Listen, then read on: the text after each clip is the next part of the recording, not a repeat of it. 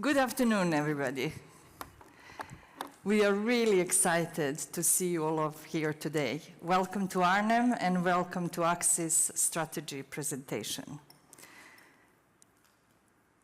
Today, we are going to talk about reset and transformation of the company. We are also going to dig deep why our journey forward is really exciting and talk how we are going to position ourselves for the next stage of growth. Today on this stage, I'm going to have not only a CFO that you talk very often, but also the people from my senior team. Here you can see them all on the screen. So Sam Vora, you know him very well. He's with the company for a relatively short time, but he's bringing a wealth of experience coming from the different UK PLCs. Then we have John Alexander, our Group Commercial Director. He is our power behind the commercial strategy in Accoya. He's with the company 14 years already, so almost since the start. And Hans Pauli, also with the company for quite a long period, 15 years, bringing wealth of experience and knowledge about Accoya, today in the role of Managing Director of Arnhem. Then we have Dr. Pablo Steinwinkel, our Innovation and Technology Director. He's going to share with you what has been cooking in a kitchen of Accsys and share some nice view on how we are developing our technology and our products. And then we have two guests that are making Accoya great in the US today. Rod Graf, our GM of Accoya USA, and Sergio Munoz, our North American Sales Director.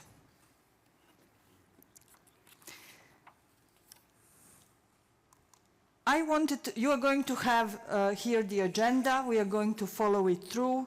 We will have enough time for the refreshments.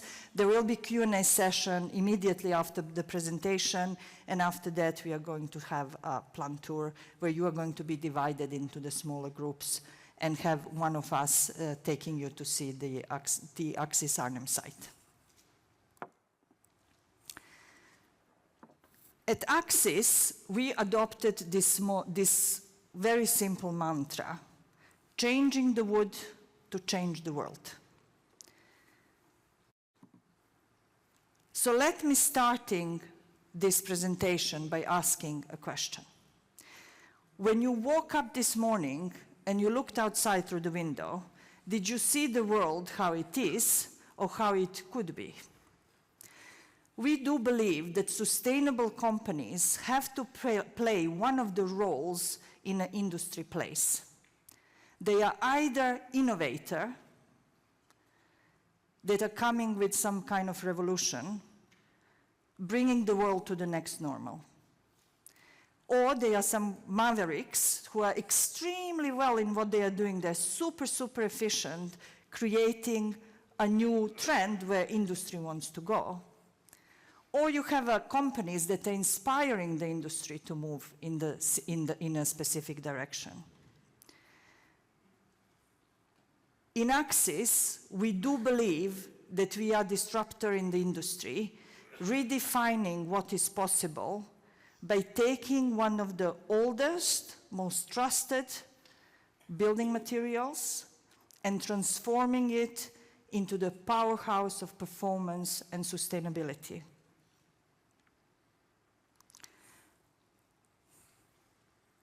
We are creating an extremely versatile product with no pair in the industry to match its durability, resistance to decay, low maintenance when a product is coated, and stability. Technology is very advanced. No one else was able to master the production process, and Accoya is recognized to its unmet performance among the peers. Today, Accoya exists in 3 product ranges, Accoya, Accoya Color, and Tricoya, and they are used for production of windows, doors, decking, cladding, You can make bridges out of it, you can make external furniture, etc. We are guaranteeing performance of our product 50 years above the ground and 25 years in the ground or in the water. It is low in maintenance, and it is replacing a carbon-intensive materials like concrete, like glass, like metal, or some other less sustainable wood sources, like a hardwood coming from Brazil or south of Africa or Far East. We are proud owner of major certifications and accreditation in industry. With Cradle to Cradle Gold, we are specifically proud of. We also receive accreditation of Cradle to Cradle Platinum for the material health. Having said all of this, we are very proud to share with you a video where we are actually showing how our products are shaping sustainable construction industry today. So let's see it.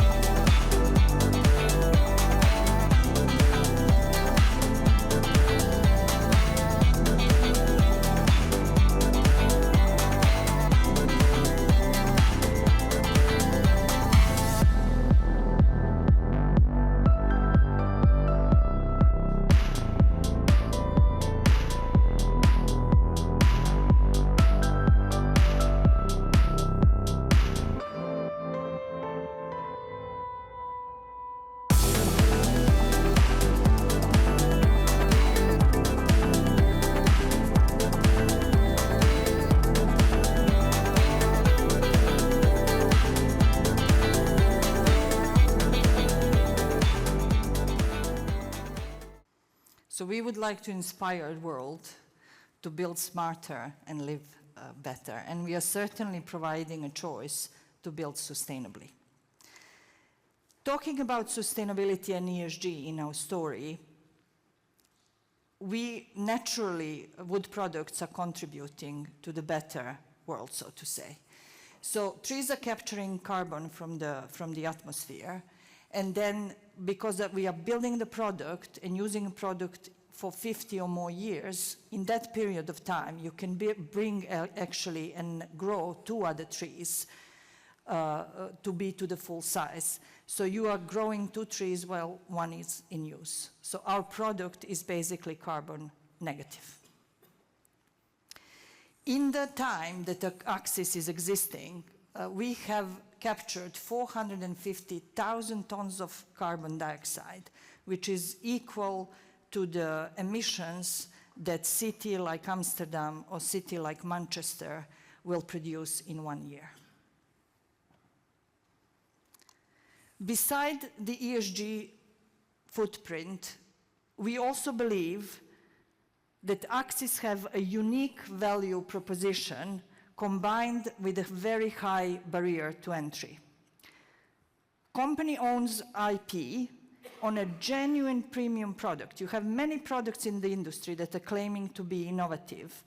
Our IP is a genuine premium product with a low maintenance cost and very long durability.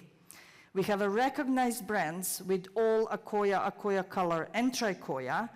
We own 27 patents across 45 countries, so more than 300 patents across the world. And we have established manufacturing footprint in our core markets. Now, knowing how much capital do you need to actually build those plants, having established manufacturing footprint is certainly seen as a high barrier to entry. The company passed its peak investment, and our technology is also IP protected. Here we are referring to some numbers from FY24, which was last year. We have recently upgraded our FY25 expectations for this financial year, and we are working very, very hard to deliver that. We are trending well on a top line and a bottom line, and working to continue to keep that trend until end of this financial year. Looking, what do we have today with assets? We have 3 production locations. Arnhem is our largest site with a capacity of 80,000 cubic meters.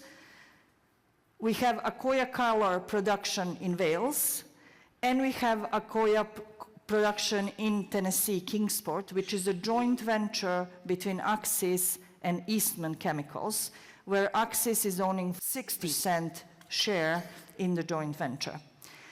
Accoya USA is our latest asset that we built. It is operational, commercially operational since September 24. And North American asset is focusing, delivering Accoya and winning locally. And Arnhem is focusing, delivering Accoya and winning globally. Accoya color is produced only in Barry, and we are supplying Accoya color to the world from Barry. As of today, we see very strong prospects from our business in all regions. Arnhem and Barry operates today at a gross margin that is at 31%. Arnhem operates an EBITDA margin that is 17% this year. We are not planning any further massive capital investment after finalization of Reactor 4 in Arnhem. And Kingsport, at the same time, is replicating technology that we are having in the Netherlands. Plant has been up and running now for the 5 months. And we do have space in Kingsport, and you're going to see it later on with Rod's presentation. We do have a space in Kingsport to add additional 6 reactors if it proves to be needed. Both plants have enough space to basically facilitate the growth in the next coming years. So we are not really seeing adding any significant capex in the coming few years. Now, talking about our markets. We see a very large growth potential driven by our megatrends. And when we talk about megatrends, we are talking about urbanization and population growth, housing shortages and aging stock, and sustainable construction and biophilic design that is becoming very popular in recent years. Even though construction market in the last few years was not really being the most stellar in the industry, with given all the high interest rates, etc., construction market is still growing, and it is expected to grow between 4% and 6% globally, with some region growing faster, like what we are seeing in the US that goes up 8%. In addition to this very large growing market, our addressable market is sizable, with our current market share being less than 1%. It doesn't matter really in which region you are looking. In some of our core markets, like for instance UK and Ireland, where we are present for a very long time, that percentage can be slightly higher, but it is still remarkable amount of addressable space available for us for the future growth. I will let John to basically elaborate this later on in his speech when he starts addressing you. The focus of today is the future. Nevertheless, we wanted to show you that our company was growing over the last years and yet is to reach its full potential. Over a long period of time, the company was struggling with the availability of the product, and demand was surpassing its supply. In the last 20 months, we doubled the capacity across the region by adding 1 reactor in Arnhem and 2 reactors in the US. We clearly also have expressed our ambition to deliver 100,000 cubic meters volume on a run rate at the end of the financial year 27, at the same time improving profitability and returns. Since 24, company is cash generative and will also continue to show strong performance in this financial year. Now, looking at the last 18 months since I joined and the big hurdles that we had to navigate with the Hull being unfinished, Kingsport being incomplete, we do believe that simplification of the company with improved financial performance, de-risking in a capex exposure to the large investment, completion of our Kingsport plant and decision on how, Accsys is reaching the inflection point. A significant strategic, operational, and financial progress has been made and is positioning us for the stronger growth. In the last 8 months, we basically spent quite a lot of time working on refreshing the strategy, not only with our executive team, but also with our board. And we came with a strategy that we called Focus. It is transforming Accsys to be fundamentally strong, more operationally efficient, more customer-centric, united, safe, and sustainable business. By fundamentally strong, we refer to continuous progress on financial and operational targets. We have shown progress lately, and we will continue to build credibly. Operationally efficient is about bringing the plants and our processes to work what I like to call a Swiss clock.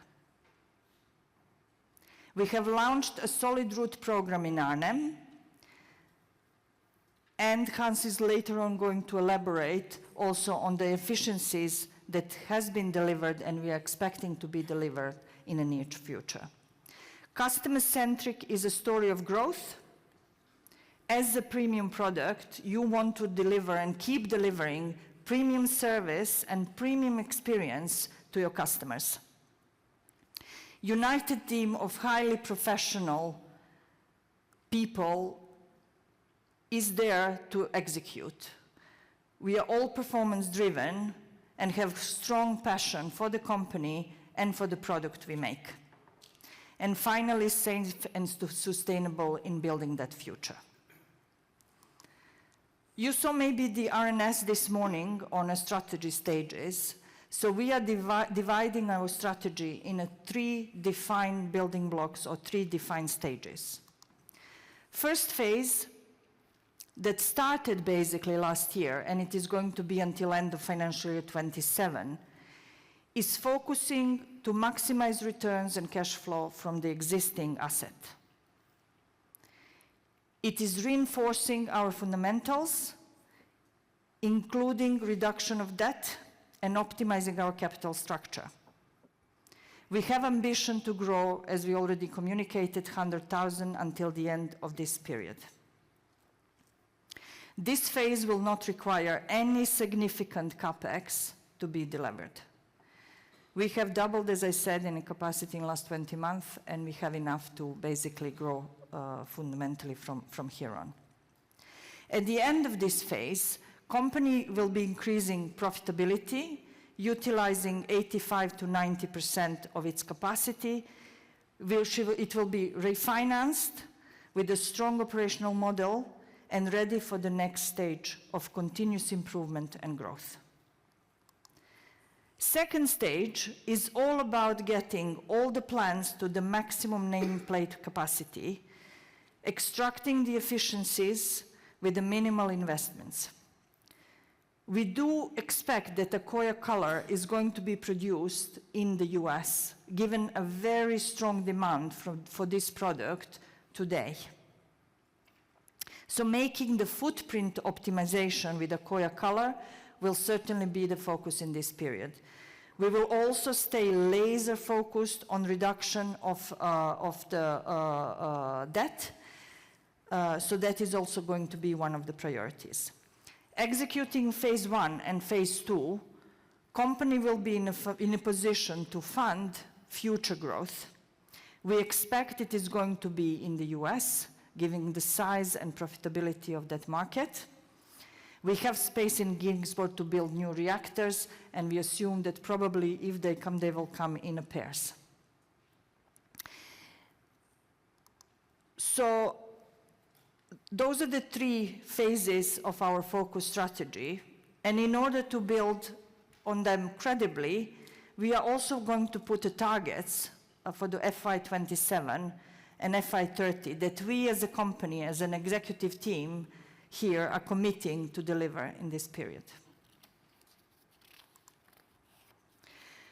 For the FY27, as I said, we are targeting to deliver 100,000 volume on a run rate, which would be broadly doubling the volume from, if you like, 20 months ago.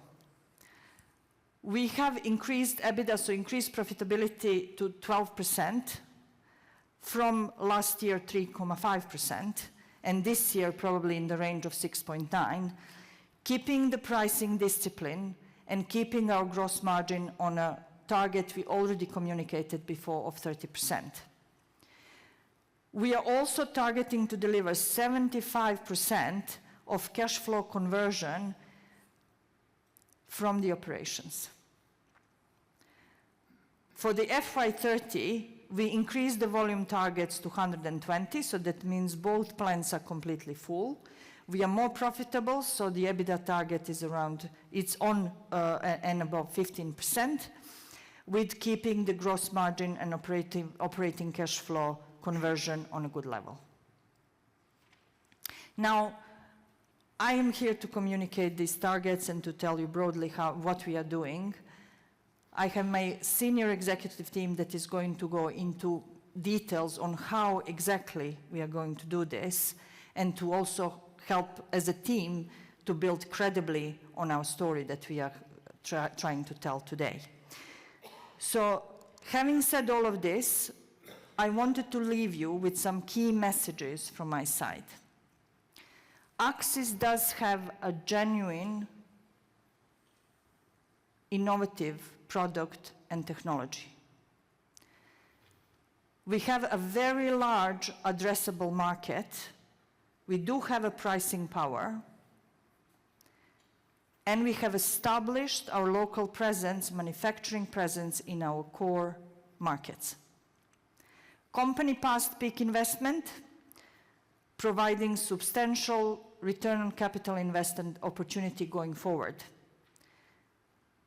Stabilizing and de-risking the business is making us more profitable.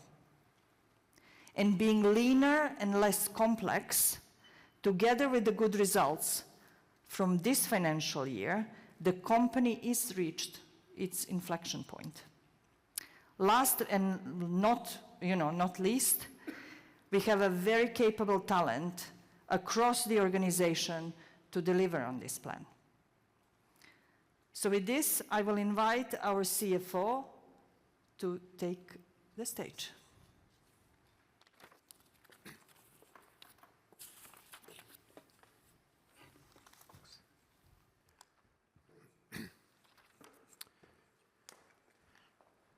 Thank you, Elena. Good afternoon, everyone.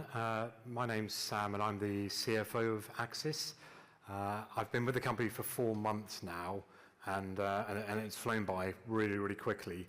And really, I wanted to sort of tell you about my initial observations about the business and my experience of working from Accsys. And it really comes down to 2 things, which you're going to hear quite a lot more about this afternoon from my colleagues.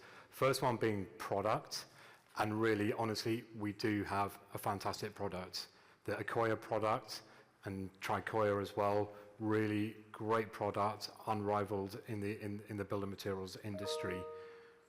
And then people as well.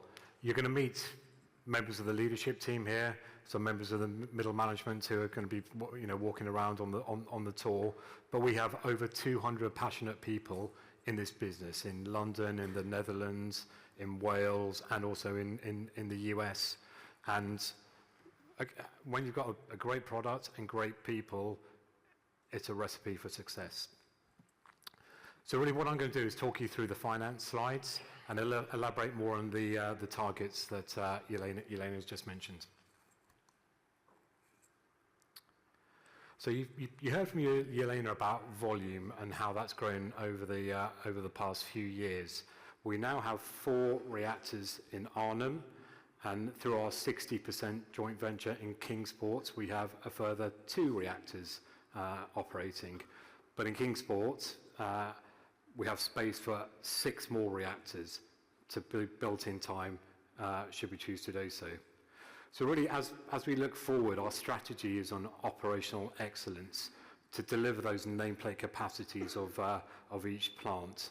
So as we look at the end of FY27, we're looking at delivering 100,000 cubic meters of sales, of which about 70 to 75,000 will be coming out of Arnhem, and 25 to 30,000 will be coming out of Kingsport. And then when we go ahead to the end of phase 2, at the end of FY30, we're looking at 120,000 cubic meters of volume, with 80 to 85,000 coming from Arnhem and about 35 to 40,000 coming from Kingsport.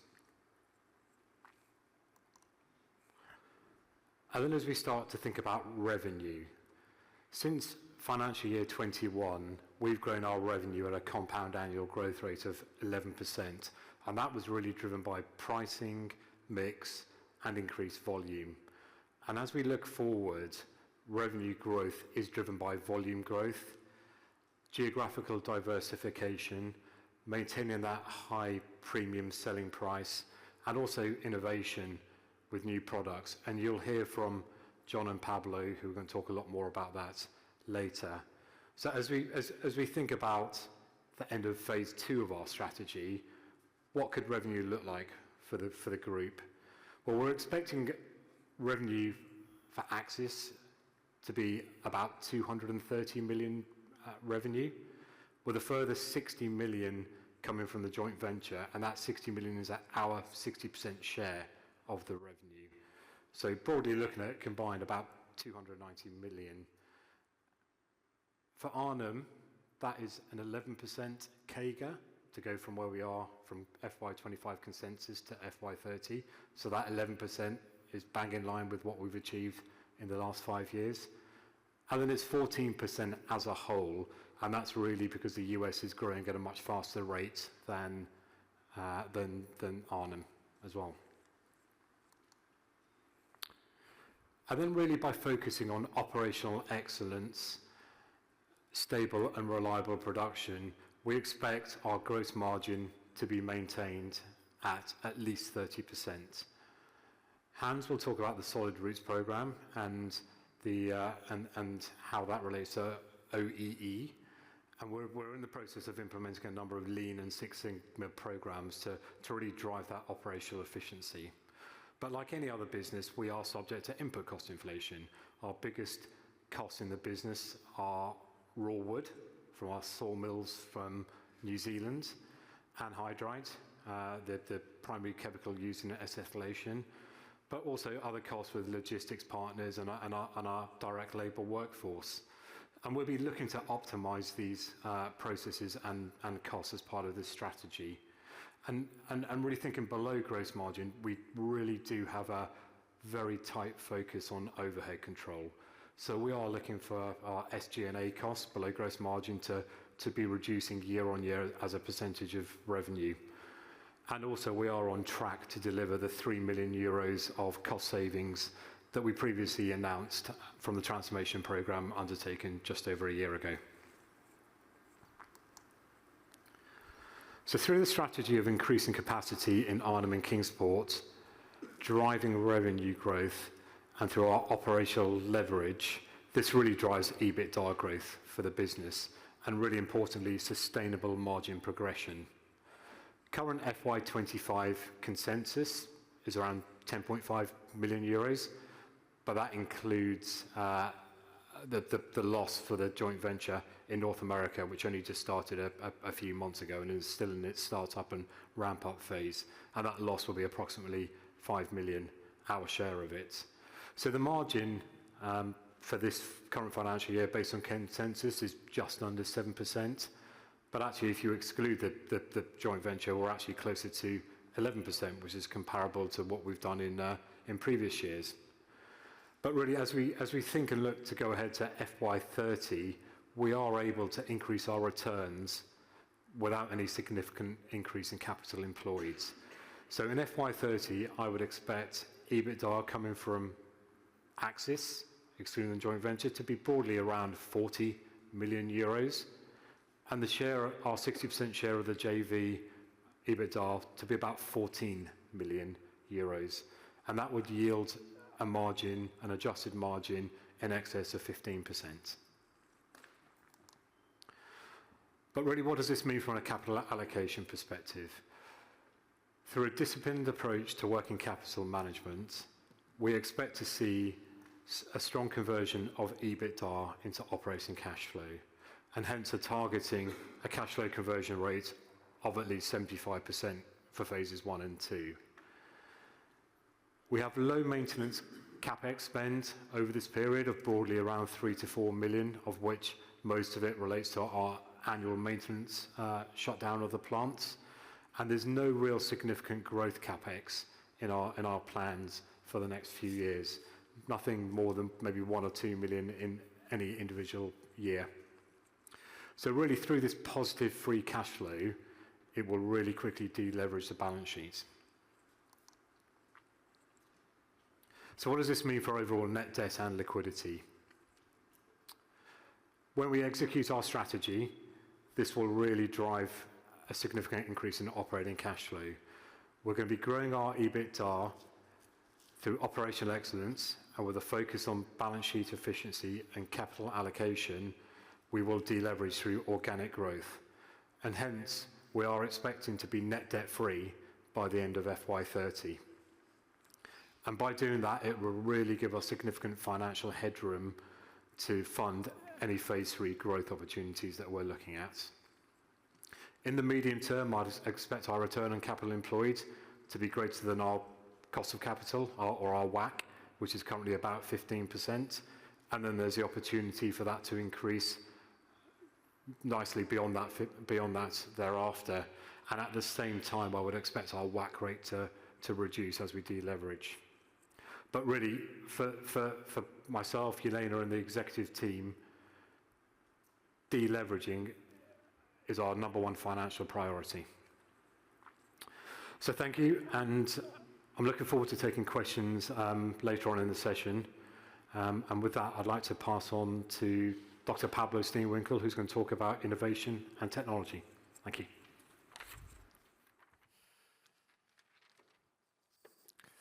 Thank you, Sam. Thank you, Sam. Dr. Pablo Steenwinkel. Interesting.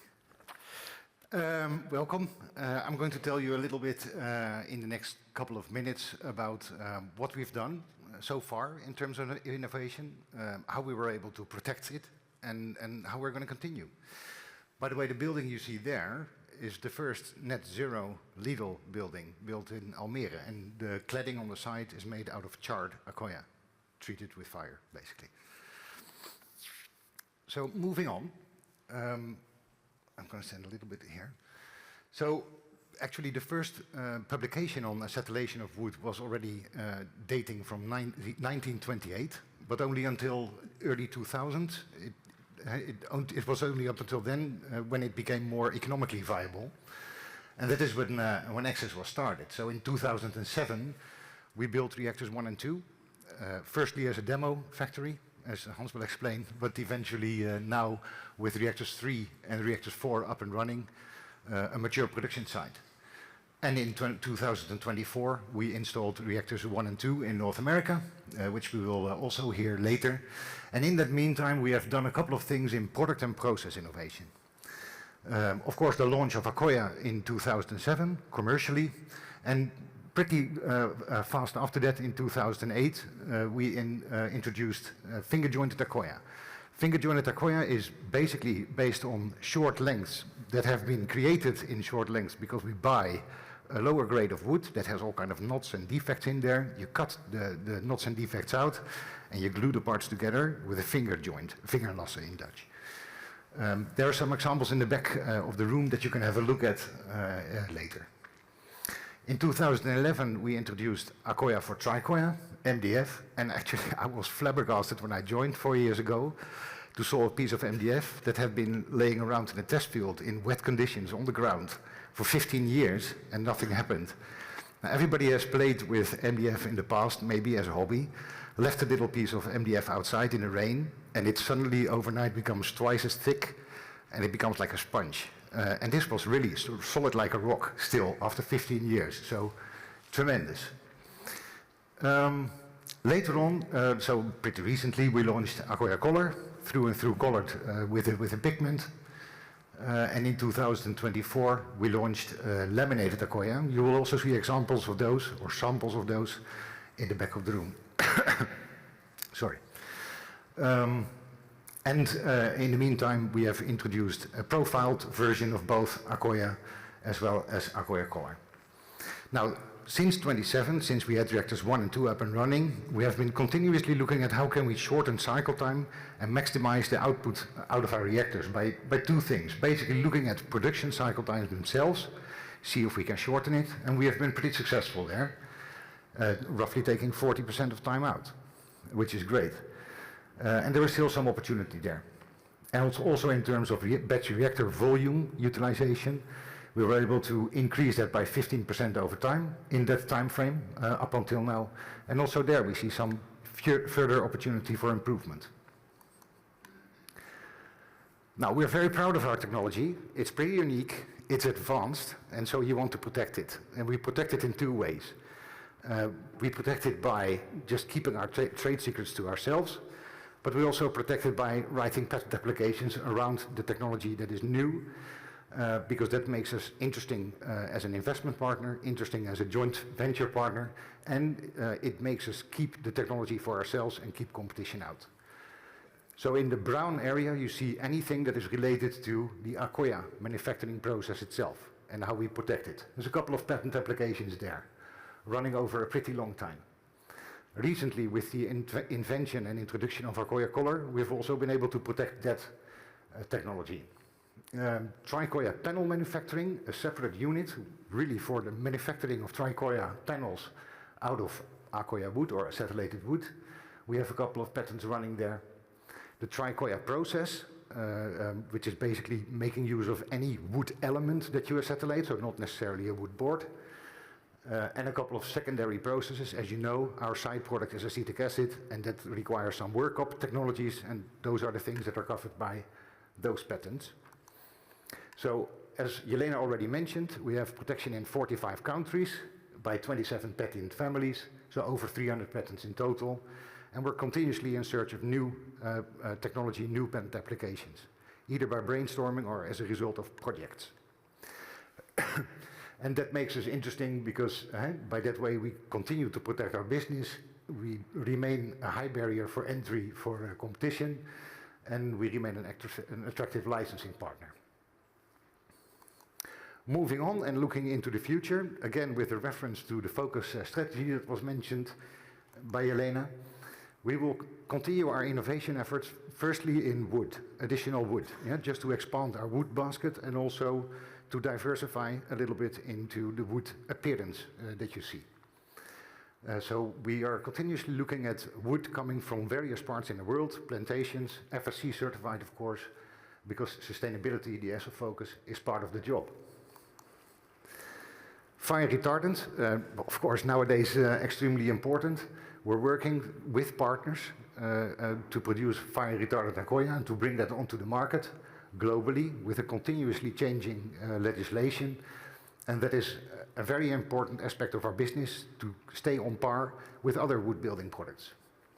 And we have some good examples there. We recently had a project spec'd in Accoya fire retardant impregnated in Norway, in Bergen, And we have a WUI pass, which is Wildfire Urban Interface application of building products, and therefore also for Accoya in North America, a very important milestone for us. Then the Accoya Color product range, we will continue to invest in that, both in terms of profiling, being able to offer finished products, as well as in looking at other colors. We're studying, for example, brown, because it's a very popular product. A little bit of our time is spent in veneers, and that is interesting. We have one commercial agreement already with a European, Latvia, veneer company, a plywood company, I should say. They use only the top layer of plywood, multiplex, as an acetylated wood veneer, and by that they can use that material for concrete forming applications, where the concrete really ends up to be having a very nice and smooth surface, and the material can be reused. And that's a really big advantage of having acetylated veneers. And finally, as I already said earlier, we're going to continue we're going to continue to innovate in terms of our process. We're going to look at further cycle time reductions and reactor volume optimization, just to be able to lower our footprint as well, with some energy efficiency efforts that we'll do in that area.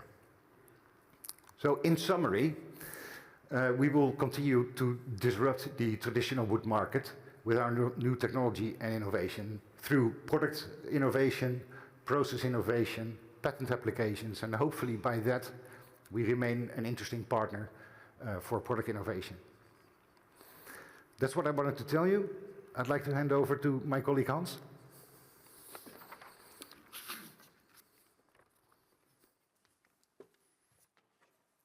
Thank you, Pablo. Right, my name is Hans Pauli, and I think most of you know me in various roles, and to be honest, I'm made full circle back to being the site manager of Arnhem. The next 10 minutes or so, I'm going to tell you a little bit about where we are today, what our plans are, how we're going to get there, and also what really our ambition is to 27 and 30 and beyond. So where are we today? As we already told, 80,000 cubic meter production capacity split over 4 reactors. Today, being actually financial 2024, we produce about 56,000 cubic meters. The EBITDA margin we are achieving is 17%. Now, that is 70%, but if we really look at what we're doing in the plant in Arnhem, because this is the EBITDA margin of the legal entity Arnhem, we're actually doing better because the costs associated with our R&D and engineering team are part of the entity, but obviously not necessarily part of the production unit. So actually, our business case for an Accoya plant is better than the EBITDA we're achieving today. This volume we're producing with about 150 colleagues. 2/3 of them are working at actually producing Accoya, and the vast majority of those colleagues are working in 5 shifts, 365 days a year, including Christmas, New Year, Easter, etc. The rest is about 20 people working in engineering, reporting into Pablo, R&D reporting into Pablo, and engineering, which is reporting into the production manager. And then we've got 30 people working in various support functions, being supply chain, customer service, finance, HR, and general management. Arnhem is a true innovation hub for the company. Besides the plant, it started off originally as a pilot plant rather than a true production plant. Nowadays, we're definitely a mature production plant. But we also have a small experimentation unit, which we call MP3, Modification Plant 3. And there we can test new species, we can test new ways of acetylating wood, so that's really a small unit. And furthermore, we do have a lab, and you will see that lab later on, where we do largely chemical experiments, chemical testing, but also some strength testing of, for instance, Accoya and other species. So that's our innovation hub. We've got more than 15 years experience with our logistical service providers, Hoovers, who have been very flexible. They've been outside our building, inside our building, and with the latest change we made, we pushed them outside, and they built a dedicated 20,000 square meters warehouse for us, where we store about 25,000 cubic meters of raw wood and Accoya, which represents roughly 4 to 5 months of production. We already mentioned earlier solid root. How do we make Arnhem in particular, but also Kingsport, work like a Swiss clocks? Of the focus strategy, 2 elements are really essential for Arnhem and Kingsport for the production. How do we become operationally more efficient, and how do we produce safe and sustainable Accoya? I won't dwell too much on where we are today. I'll look forward. Our path forward is built on 3 pillars: people, process, and systems. People has got largely to do with safety, a journey to 0 LTIs. And LTI stands for lost time incidents. Obviously, we want to have nil. How do we try to achieve that? The key word there is training, training, training, and more training. Not just for people who join, but regular training for each and every employee. The other pillar to work on there is improving our processes, improving our equipment. And that really goes about using our engineering skills to make the plant safer to work in and safer to maintain. Going to the next bullet, a 20% increase annually. This is counted from 2024, so if you go to 70,000 cubic meters, that's about a 20% increase of our annual production volume. We do that through a number of steps: being more efficient, producing better, applying the new inventions, new technologies Pablo and his team developed. These all have to be introduced, and also training is there a part of. Another one which is important is reactor reliability and availability. I won't dwell too much on that, but if we look to OEE mechanical improvements, i.e. up by 25%, OEE stands for overall equipment efficiency, i.e. how well do you work with your equipment, and can you actually reach that 100% level? We do that through a number of ways. And if we look at the stacker, which is the largest mechanical part we have, we do that through training, again, training. We do that by appointing a single employee per shift to have some mechanical and maintenance experience, so he can do quick fixes if something breaks down for whatever reason. That's another one. We are introducing better systems. You'll see later on, when we do the tour, that we've got what's called a golden eye. And a golden eye is basically a way to test the quality of the material. Today, we largely do that with the human eye. If you want to increase the speed, we have to use modern equipment. The golden eye is a piece of equipment we can use there.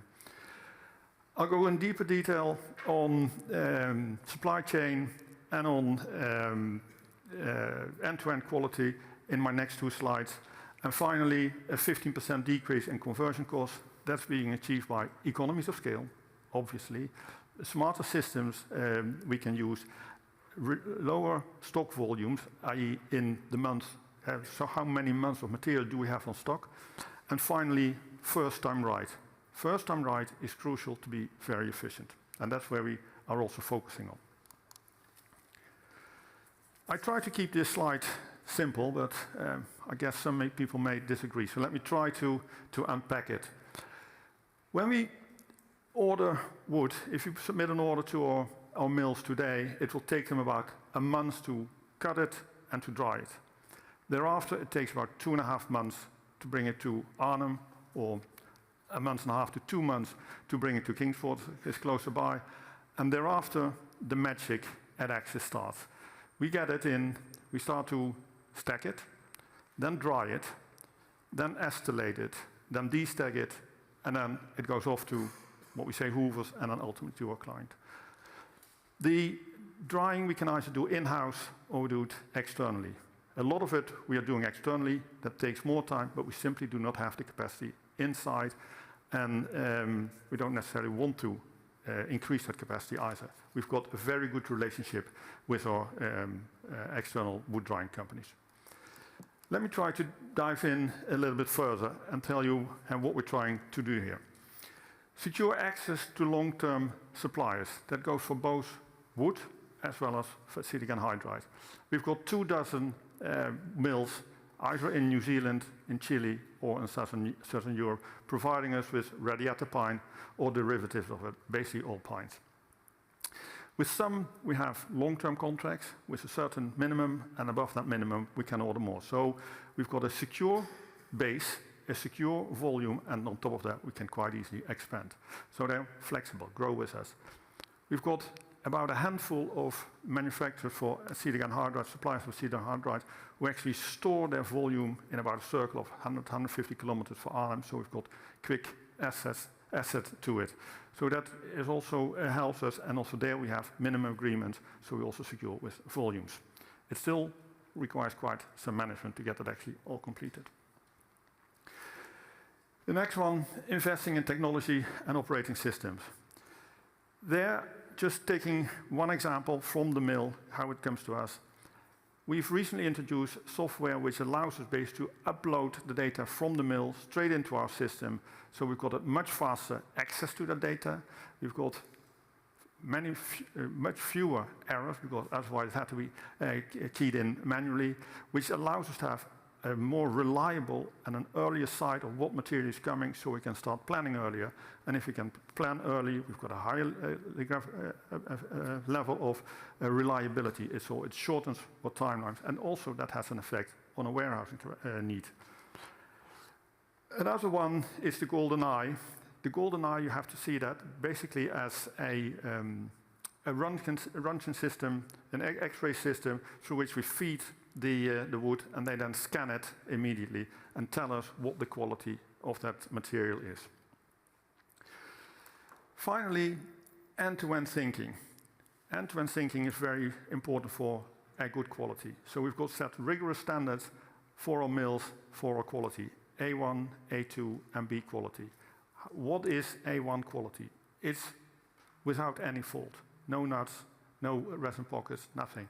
So that's the first one. Then loading instructions into the mill. How do we handle it internally, and how do we ship it then out to our clients? That is end-to-end thinking, and that's the way we believe we can give our clients the experience they expect from a superior product like Accoya. So before I hand over to, actually, I'll send you for a cup of coffee, a few takeaway messages. A solid profit base. I mentioned 17% EBITDA currently, and we can push that up simply by scale efficiency, simply by doing the things the first time right. Our nameplate capacity today is 80,000 cubic meters. We are not producing that today. Going there is quite easy, doesn't need any capex. We actually can go beyond that with incorporating the new developments.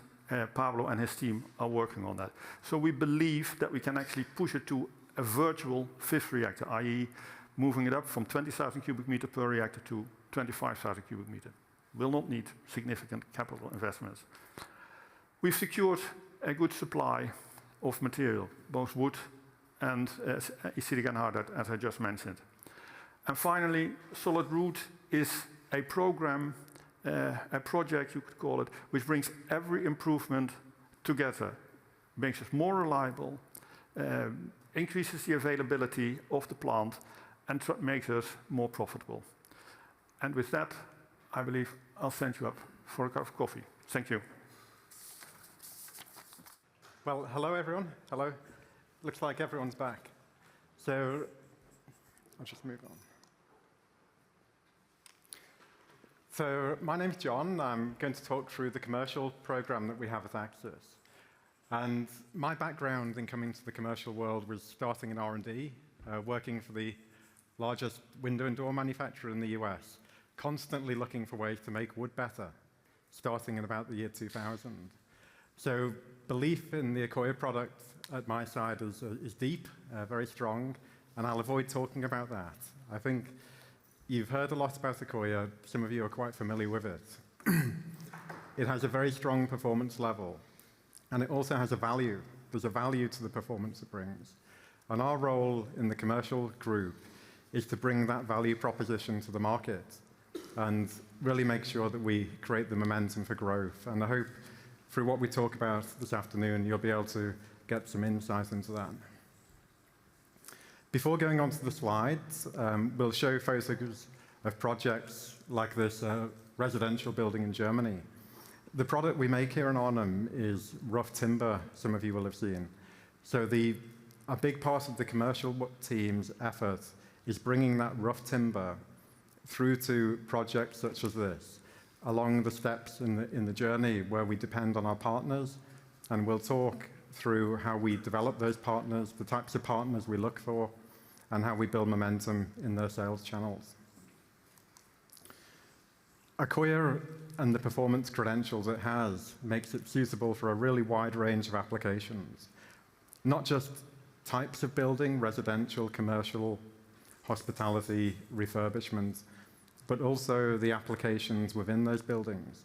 So you'll see in examples here, Accoya being used for cladding, windows and doors, and shutters. There's a really wide range of applications, and we'll look at those in a bit more detail in a moment.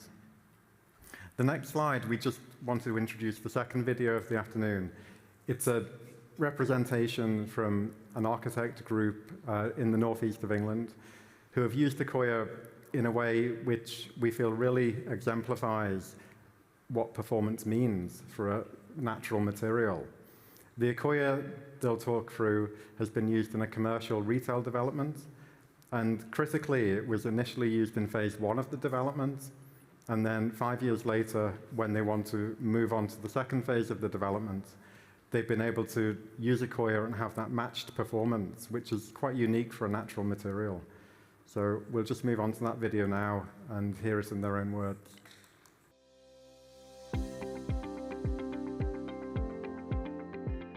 The objective on the design for this retail park was to provide something of real high quality with an aesthetic difference to a typical commercial development. The initial concept for this project was to clad the buildings in timber. Picking up key challenges of the warranty and the tenant specifications really kind of led us down the route to choose Accoya. As a product itself, Accoya is great for us because it opens up a whole world of opportunity which normal timber kind of fails on. So when we're talking to clients, whether that be residential or commercial clients, about what this product is going to look like in 5 years or 10 years time, specifying something like Accoya, you know it's also going to be aesthetically the same in 5, 10, 15 years, but also you're not going to get any of the discoloration or twisting or movement within it. So it's basically peace of mind for us and the client who we're installing it for. Phase 1 of the retail park was completed 5 years ago using Accoya. Phase 2 is just being completed this year. It's clear to see there's no difference between the products applied to Phase 2 recently and to the timber applied 5 years ago. It's weathered really, really well and looks brand new when it was fitted. On this particular retail park, we chose to use a natural colour because the environment is semi-rural, being in North Northumberland. So it was key for us to use a sustainable product, something that would look a bit more natural in the environment. We would definitely recommend Accoya to other architects, purely down to the fact that it opens up a whole world of specification for natural timber products in a commercial environment where historically it's been incredibly difficult to get warranties or peace of mind during kind of specification and ongoing install to satisfy a commercial client. We would certainly use Accoya again in the future. It's fantastic as a commercial architect to have a product like this, which is sustainable and natural, but can be used in a commercial environment.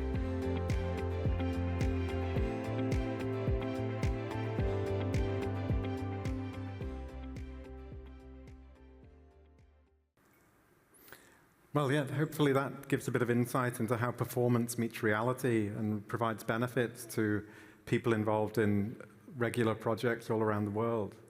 We'll look on this slide at how Accoya is split in two ways. Firstly, the types of product we make, and secondly, the applications it's used for. So here we have a pie chart showing the 3 product types that Yelena and the colleagues have mentioned, based on revenue, share of revenue of our sales. So the largest part in revenue is the regular Accoya product. Tricoya we have represented here we also call Accoya for Tricoya. That's the raw material that we produce here in Arnhem for sale to our 2 Tricoya panel MDF partners in Spain and Ireland. And they're converting Accoya into Tricoya panels for sale into Europe. And then the third category introduced, as Pablo mentioned, in 2021 is the Accoya Color product, which is showing a segment there of revenue which outstrips its share of volume. It's our highest priced product and one that we're working to develop and expanding the production capacity in Barry to do so through minor adjustments there in the process and work ethic, force.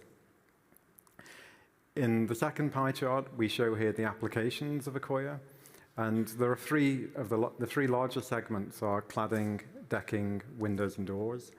The largest of those being windows, and then there's another category which is catching everything else, which is a really broad range of applications that you can use a high performance in terms of durable, dimensionally stable, and providing long coating life on a wood substrate. And they range from children's playground furniture, oyster farms, to boats. Within those 3 main categories, the decking, the cladding, the windows and doors, we've found that as the business has developed, they've been, or each regional market has developed a larger position in one or other of those. And we feel that puts us in a strong position now, and we're seeing that growth of, for example, windows in North America, which have traditionally been a very large use in the UK. So that experience and track record is allowing us to leverage growth in additional market areas in our core regions. We now look on to just talking about the regions and our core regions, how we see directionally the sales volume growing towards that 100,000 cubic meter run rate at the end of FY27, which has been mentioned. So the UK is our most established market, and within that, we still see good opportunity for growth, both within the predominant market application that we have of windows and doors, but also in bringing in additional opportunities through cladding and decking. North America, in wider Europe, that's going to be subject to a steeper curve of growth than in the UK. We feel in mainland Europe, and we'll go into this in a little bit more detail in 2 slides' time, we have opportunity to grow the breadth and depth of our market penetration in terms of additional countries, to take on Accoya distribution and deeper distribution coverage within some of the countries we're already present. North America, you can clearly see, and as was mentioned, the most significant market growth program we have. And Sergio will go into that in more detail towards the end of the afternoon. Rest of world, most significantly for us, is quite precise in terms of Japan, Australia, New Zealand. And we're working to grow in each of those countries and also develop new opportunities in wider countries. The Accoya for Tricoya business has grown steadily over the years, and we expect that to grow further. In addition to what our panel partners are selling in their own markets in Europe, we're also, as some of you may have seen in our financial reports, now purchasing panels from those companies for sale outside Europe. So we're selling Tricoya panels in the North American market through our existing commercial team, and doing the same through the Asia Pacific market, predominantly Australia, New Zealand, Japan. So now that's talking to the markets and where we expect to grow. Of course, we operate in a very competitive market and landscape with amongst other wood products. And we've looked here at 3 different categories linked to those main applications, that windows, cladding and decking, and a focus on those based on the markets where we have the largest presence in that application. And each of the charts, I'll just focus on the one on the left for the North American cladding example. We have the performance of the product shown on the bottom axis, the horizontal axis, and the price of the product shown vertically. And you'll see the common characteristic here is that the Accoya performance stands quite far out on the right against the competition. There are groups of competitive products. There's the light yellow group, which are modified timbers, softwoods, and occasionally hardwoods, which are put through a modification process. There's also the durable hardwoods, often tropical, which are in that category also. And in terms of price, there's sometimes an impact there on the appearance of the product. So some hardwood products have a higher price based on their appearance. For all of these applications, the key job that we have to do is bring forward not just the performance credentials, but the type of benefits that that performance credential can give a project, as we've just seen in the retail park in Northumberland. Just moving on briefly, in Germany, we have the decking examples with a similar position to the siding and cladding. Windows and doors tends to be a much more traditional timber industry focused on tropical hardwoods. And in those categories, you see there's lower price points, also lower performance. And in each of these applications, we feel amongst many, there's one standout feature which helps carry the product of Accoya through in that application. In the next slide, we're going to look into each of those applications a bit deeper and look at, okay, we make Accoya, other people make tropical hardwood. That's a unit of raw material. How does that relate to a finished product? So how does that relate to a window which somebody produces in a factory and will eventually go to a home? How does that relate to an installed deck? And then, of course, how does that relate to the value proposition? So in this slide, mentioning the window, the cladding, the decking examples from the left to the right, we keep the focus on the markets where they're most established. So in the UK, we're focusing in on the pound cost to build that window. For cladding, we're looking at the dollars per square foot of installed cladding. And on the decking category, we're in Germany, and we're looking at the euros per square meter for that installed deck. And if we look at the pie charts on the left, we have a build-up of 4 main elements for a window. And then that flows through to the other applications. So in a window, the main components are the wood, the ancillary products such as glazing and hardware, then moving on to the actual manufacturing costs, the cost of operating that plant, the capex involved, and then finally the coating of that product. So you can see they add up. The green 206, that's the Accoya value in that window. And then for comparison, the 107 in the dark brown, that's the tropical hardwood in that window manufacturer. You'll notice that if you move then through the segments, the costs for each of the operations beyond the wood are slightly different. And that's through the benefits Accoya brings to manufacturing. Accoya is a much more uniform, easier to work, and reliable timber than tropical hardwood. So that does bring benefits through in the efficiency at the factory. And as we looked in the previous slide, Accoya standing far out on the right of the price point. When it comes through now to a finished application, you see the percentages in windows most significantly where there's a big share of ancillary products and coatings, more intense manufacturing, but also carrying the same principle through to cladding and decking. The premium for that performance is much less than the premium for the raw material itself. That's not to say it's simple. Often these type of products are installed on a project towards the end of a project when budgets might be tight, when value engineering may come in, and of course then reducing raw material costs is a way for the project to stay on track.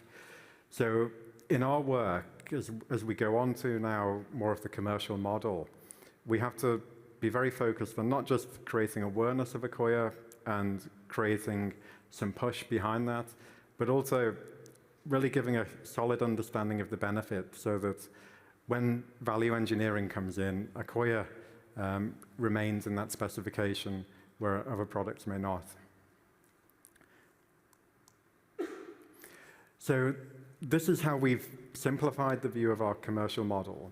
And we start on the left-hand side Accoya leaving our factory and going to one of our distribution partners.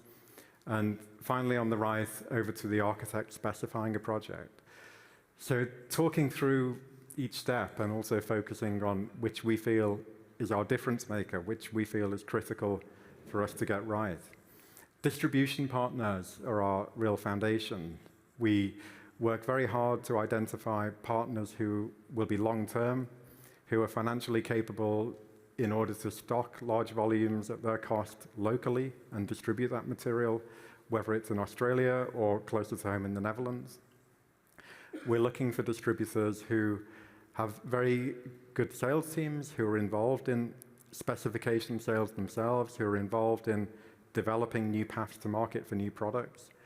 And within those paths, of course, we're looking for distributors who can access the higher end markets. And partner is the right word to use. We're looking for distributors who will be in the business with us for the long term, and that's quite common amongst our customers. The second area now is in the primary focus area, and we say primary because it's the primary demand in our mind. It's where we have to create that primary demand for Accoya, which is then served by our distribution partners. And that comes both from a push and a pull side. The push that we're looking for is for work that we do with retail lumberyard specialist outlets of wood and manufacturers approved by us who are the real experts in their categories, the real trusted advocate and the trusted voice in their categories. We want them to have the positive experience and confidence in using Accoya so that when they're asked for a wood window, Accoya is what they're recommending.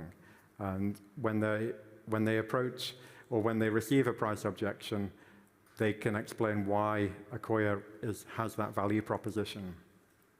So that's our push to the market, and we focus very heavily within our sales team on developing that area of the market and working hand in hand with our distributors to do so. And the major effort we have on the pull side would be with architects. So we have programs all regionally specific and slightly different, but in our core markets, and particularly in the US, in the UK, in Germany, where we're creating that pull side through architect training, and every day we'll be training at least 2 architect practices in Accoya in our core markets.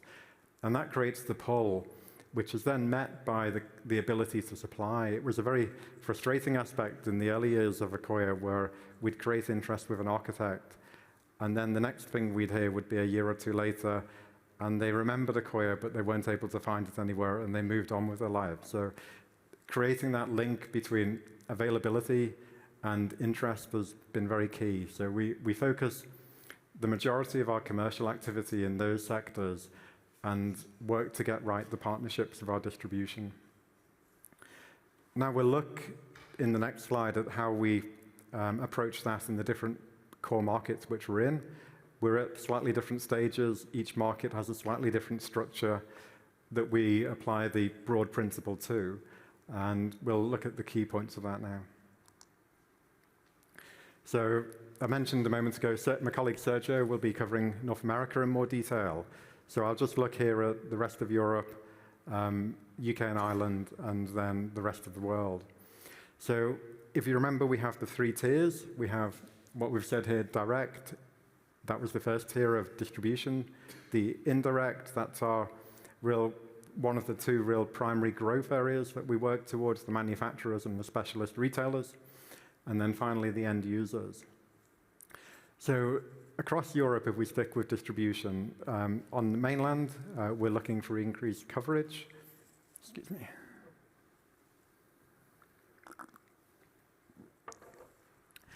We're present in the main markets. We feel we have some scope to grow there with distribution coverage, so long as that distribution coverage can enhance and grow the market share that we can operate within.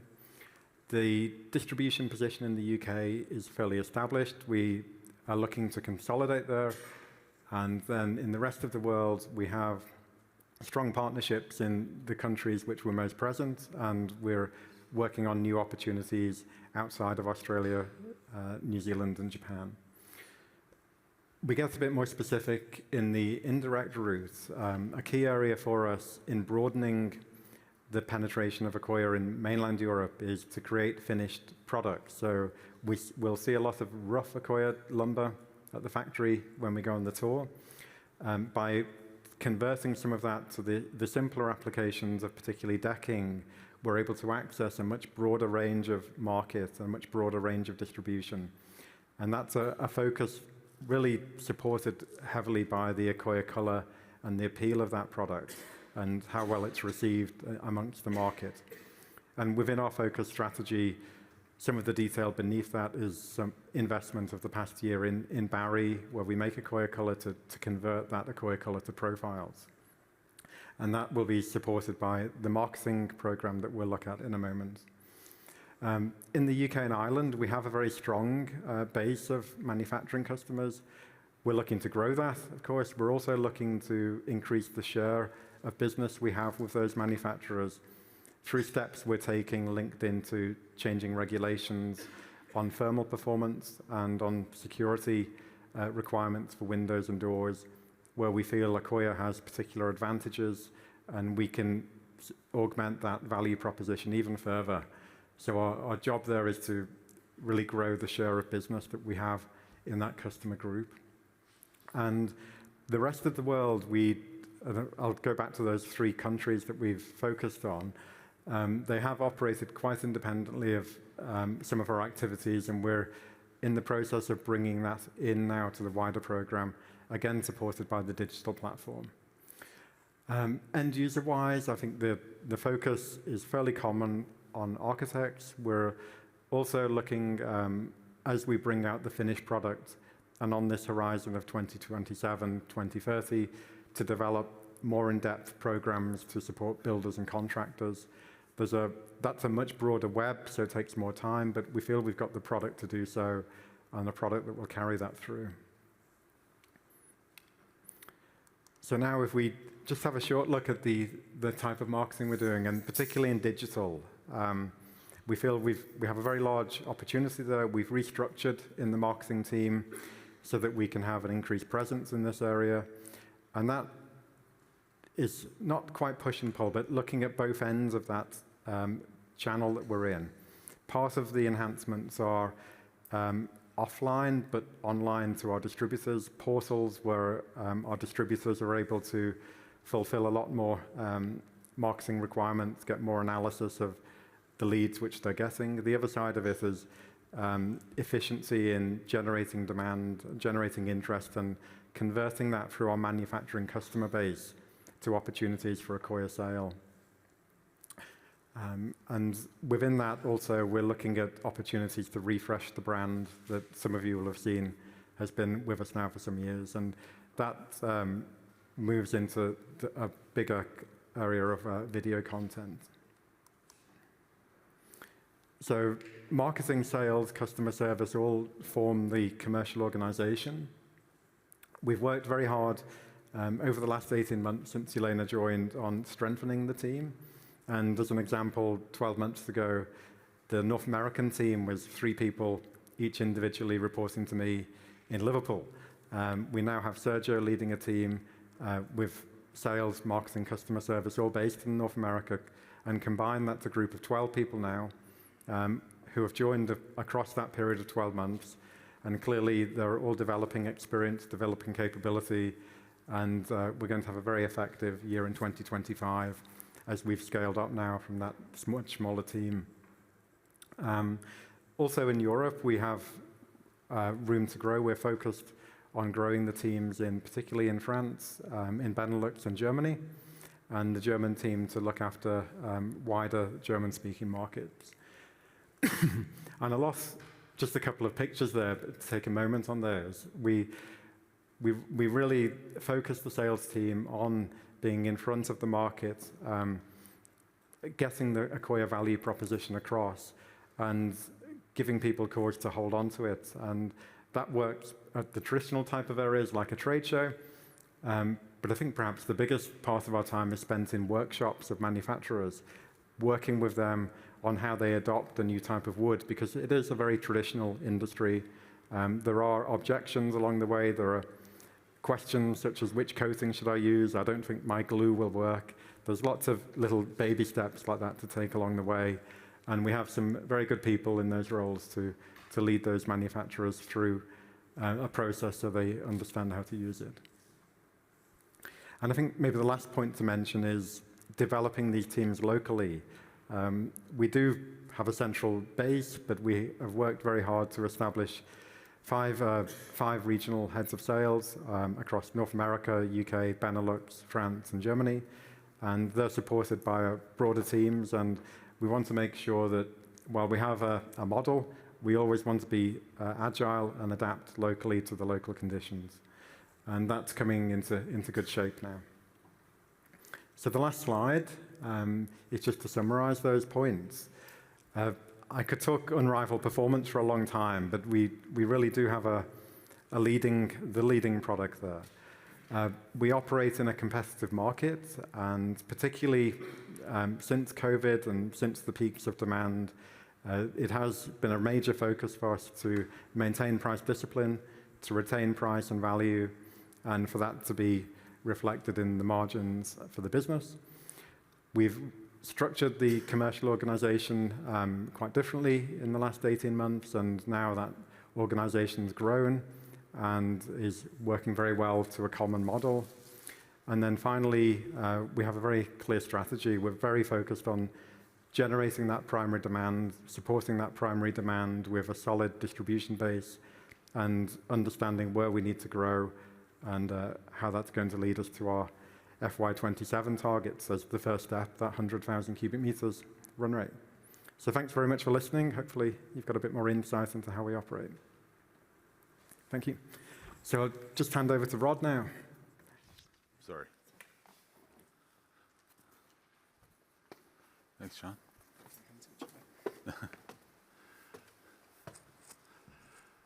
Well, hi. Wow, sorry. I was given the difficult task of taking this time slot, right? Because it's been after the coffee break, it's after lunch, it's the mid-afternoon. So I get to bring energy. So that's what I'm doing.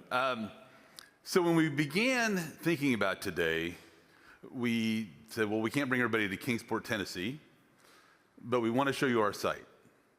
So we thought the best way to do that was to do that virtually. So we're going to show a virtual tour of our facility. But before I do that, I want to talk about a little bit how the Accoya USA site is aligned with the focus strategy. We built Accoya USA on strong fundamentals in the largest market in the world, which Sergio will talk about in a few minutes. We designed the plant utilizing RM's 15 plus years of operations to make us take in the efficiencies to make our plant very efficient. We're focused on our customers. We are being reliable in our operations, flexible to their demands, and meeting their needs and expectations. And lastly, the Accoya USA team is fully engaged and united to safely deliver the highest quality products that will grow substantially in the North American market. So without further ado, let's go ahead and start the video.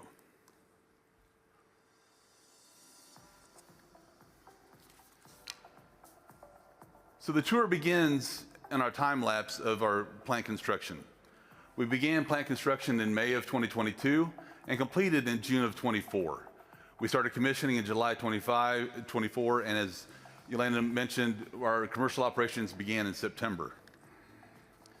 It's nice being on the Eastman Chemical Facility because we will pipeline actually the acetic anhydride from them and then send back high quality byproduct acetic acid to Eastman via pipeline. As you can see, our 9,300 square meter wood hall is being built, and then also our first vessel has shown up, which is our distillation feed tank.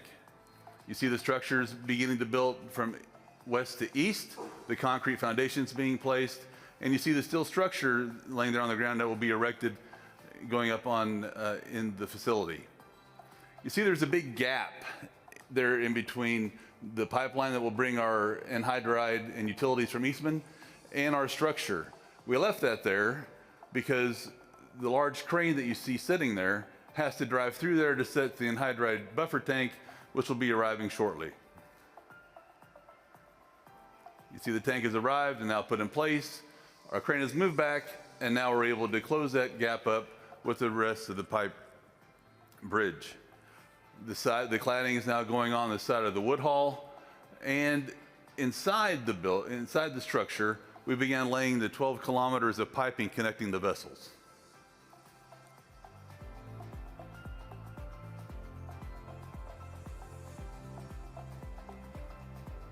I must say, during this time, there was approximately 200 contractors per day on the facility. So there was a lot of people walking around.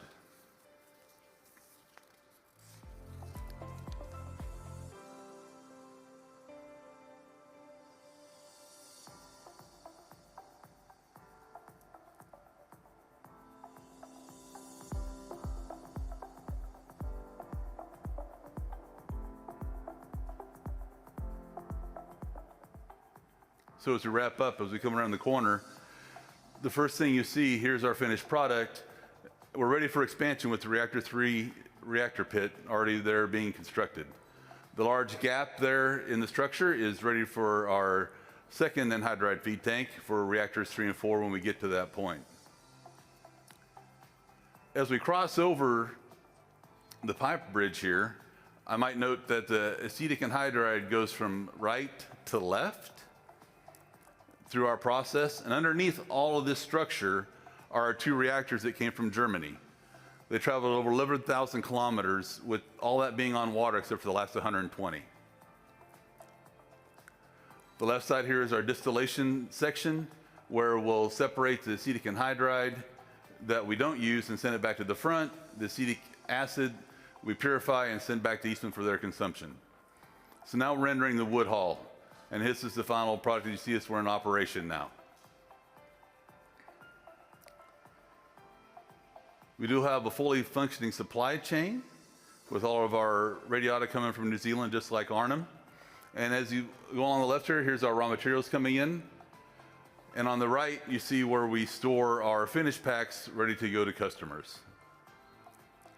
As we move back towards the stacking operation, our stacker is some new and some old, and our mechanics did most of the construction of the stacker. After the stacks are built, they're taking it over to the banding area where they band them and get them ready to go into the kilns. We have 2 kilns, 1 kiln for 1 reactor. We have space for 6 kilns along this wall, which, as Yolanda mentioned, we do have room for 6 additional reactors as we grow. Here you see the operator taking a stack of wood off the kiln cart, heading over here to where you see them unloading reactor 2 with finished Accoya, and then reactor 1 they're loading with raw wood for getting ready for the acetylation process.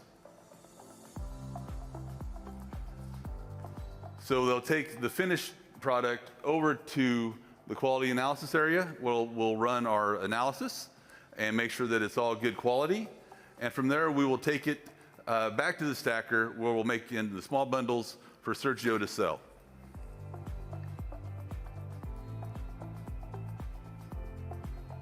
So one thing you might notice between this and the plant tour you see you'll be on with Arnhem, we were able to learn a lot from Arnhem as far as how the wood handling and how things moved, and we were able to design for that in our process. So before I do turn it over to Sergio, there's a few things I do want to leave you with. We're 5 months old. I'm much older, but the plant's only 5 months old. It's running well, running really well, actually. Working properly, making great product. In fact, all batches have been A1 specification, so that's been fantastic. Much thanks to the help of the people here in Arnhem, not only the design team, but also the operators. You know, like we talked about, the supply chain is fully functional, going well. We've transformed the supply chain for our customers, so now they can get the product from the USA, but we still have the long lead time of the raw material coming in from New Zealand.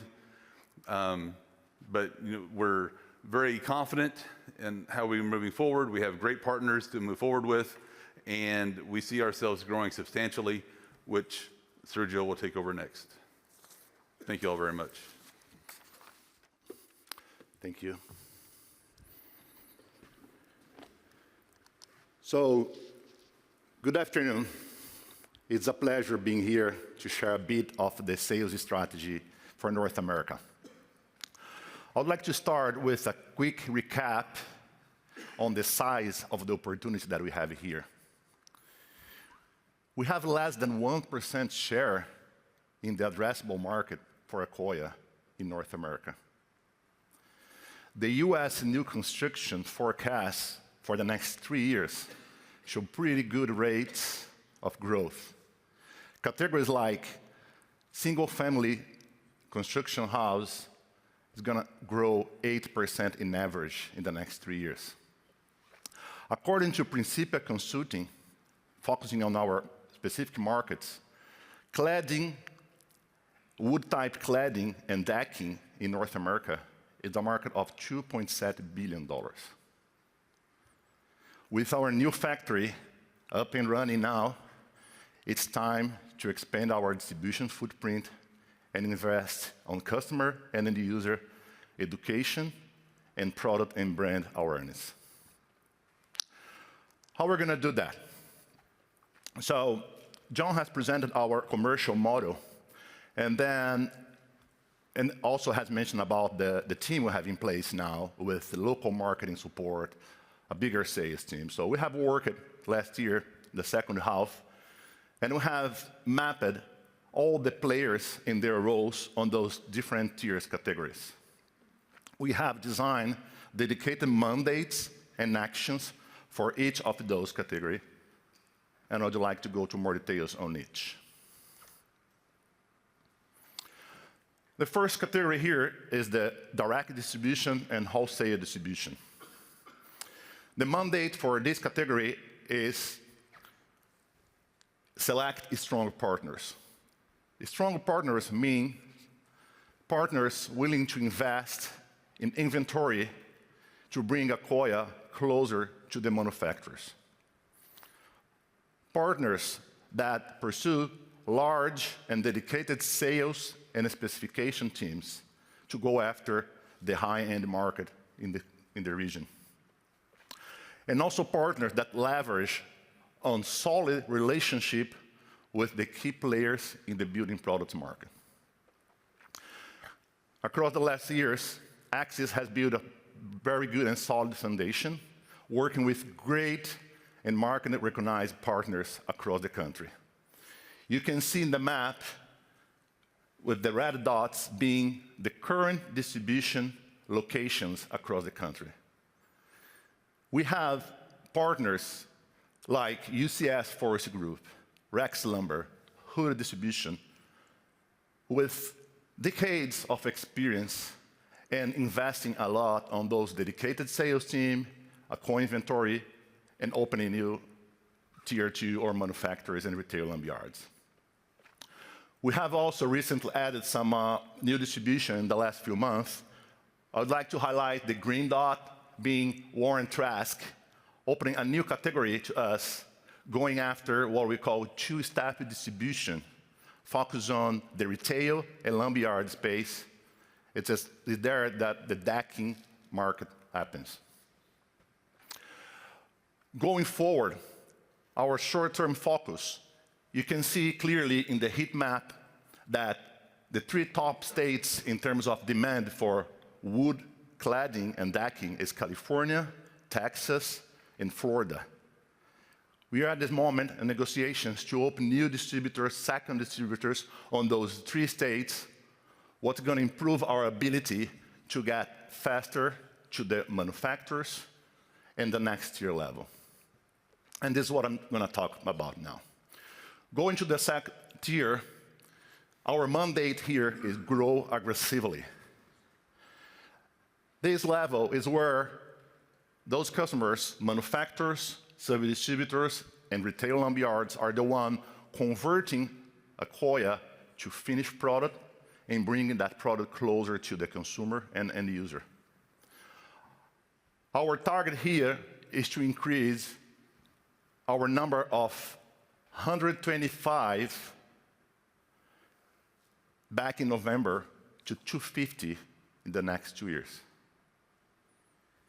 Just to give you an example, since we have started and deployed a strategy with the local team in November, we have added 15 new customers at this category. I would like to just mention names, recent names like J. Gibson McIlvain, Advantage Lumber, companies that been in the market for more than 200 years, with more than 6 locations across Florida, Georgia, Carolina, both Carolinas, and California.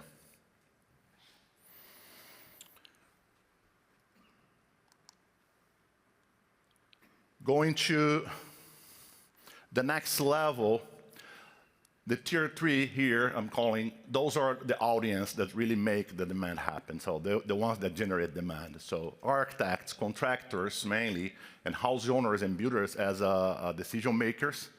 This is where our mandate is boost on education and brand and product awareness. John has already mentioned about the investment that we are doing on our social media platforms, digital platforms, to enhance the customer experience. We have, since December, dedicated resource only to deal with architect space through interactions, lunch and learns, through strengthening the relationship with the big offices in cities like Chicago, New York, and Los Angeles, and also networking with their main associations. Another important player here are contractors, mainly at the decking space. Contractors are the ones installing the product and playing influence on the homeowner decision process. Starting the new fiscal year, we're going to launch a dedicated program to this audience to strengthen our relationship and product and brand awareness on this audience as well. We're going to invest also this year in the main trade shows in America. We're going to be with our team in the International Builder Show. It's the biggest show in the region, end of next month in Las Vegas. And we're going to be in the summer at the American Institute of Architects show in Boston. That's where all the architects, all the different offices come to see what is new in the market. So, in summary, our factory is there, already running and going very well. We have a solid foundation built in the last few years. We have a clear strategy on our channels. We have actions. We have already sat with our partners, distributors, and we have already started that journey. I'm pretty excited and confident that we are going to deliver on our commitments. Accoya in America is top of mind for wood performance in the building product material. And I'm sure that together we're going to make it even stronger. Thank you.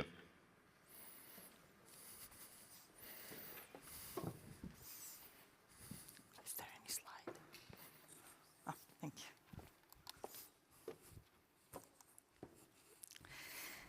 So this was basically all the presentation that we've prepared for today. And before we move to Q&As, I would like to leave you with the 3 basically main messages.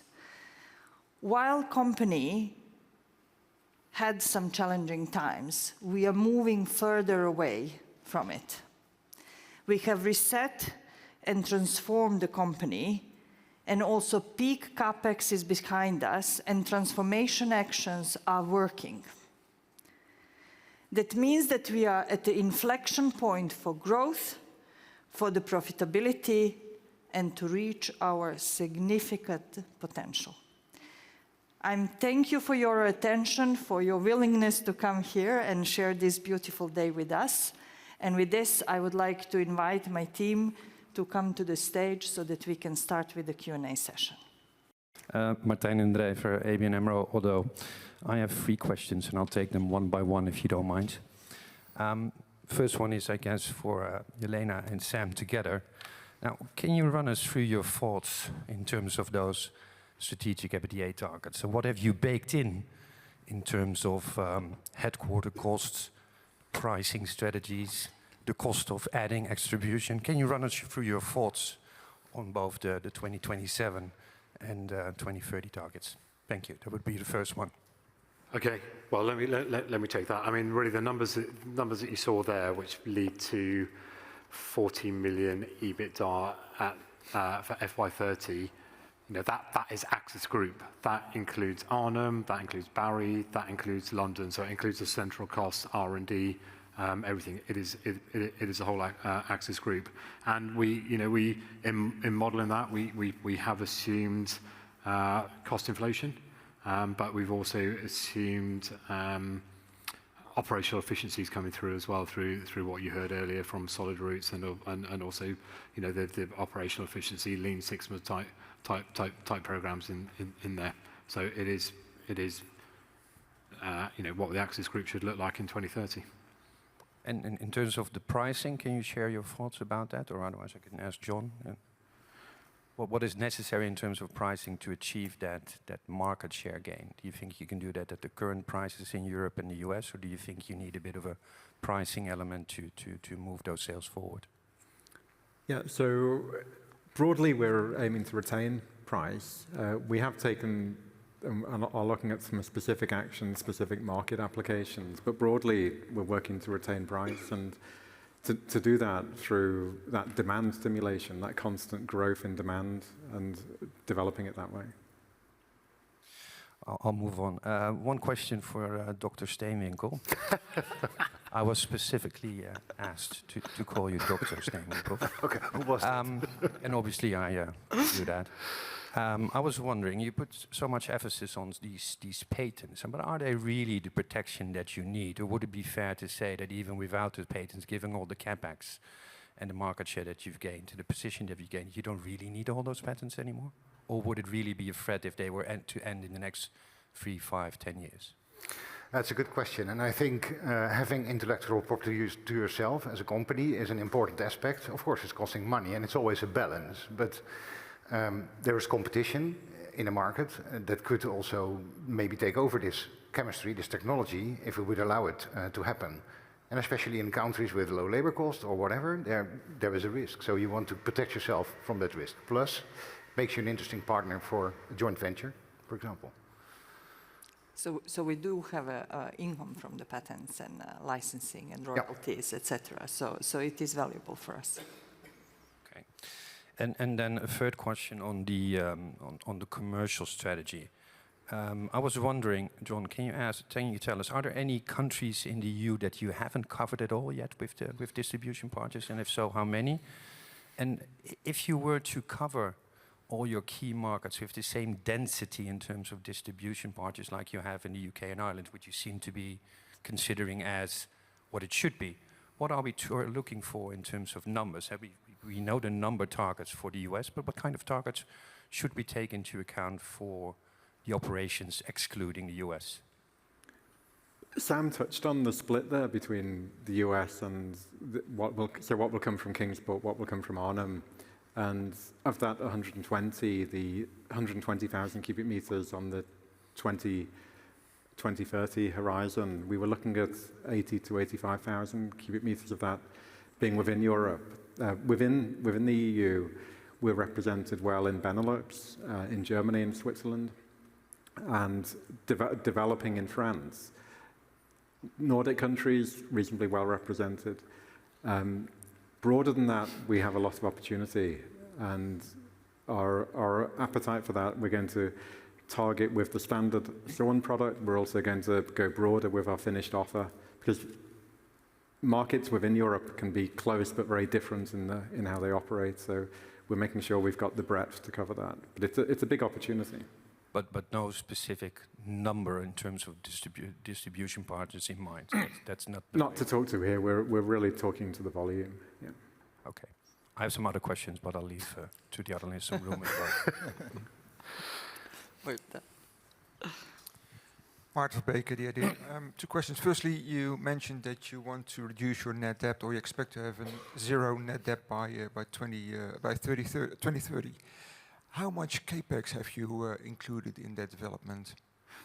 Okay, so I'll cover that. So I mentioned earlier that really in that period from now to 2030, we're only really focusing on maintenance capex, and most of that actually comes from the annual maintenance stop where we shut down the plant for 3 to 4 weeks, do effective servicing and maintenance.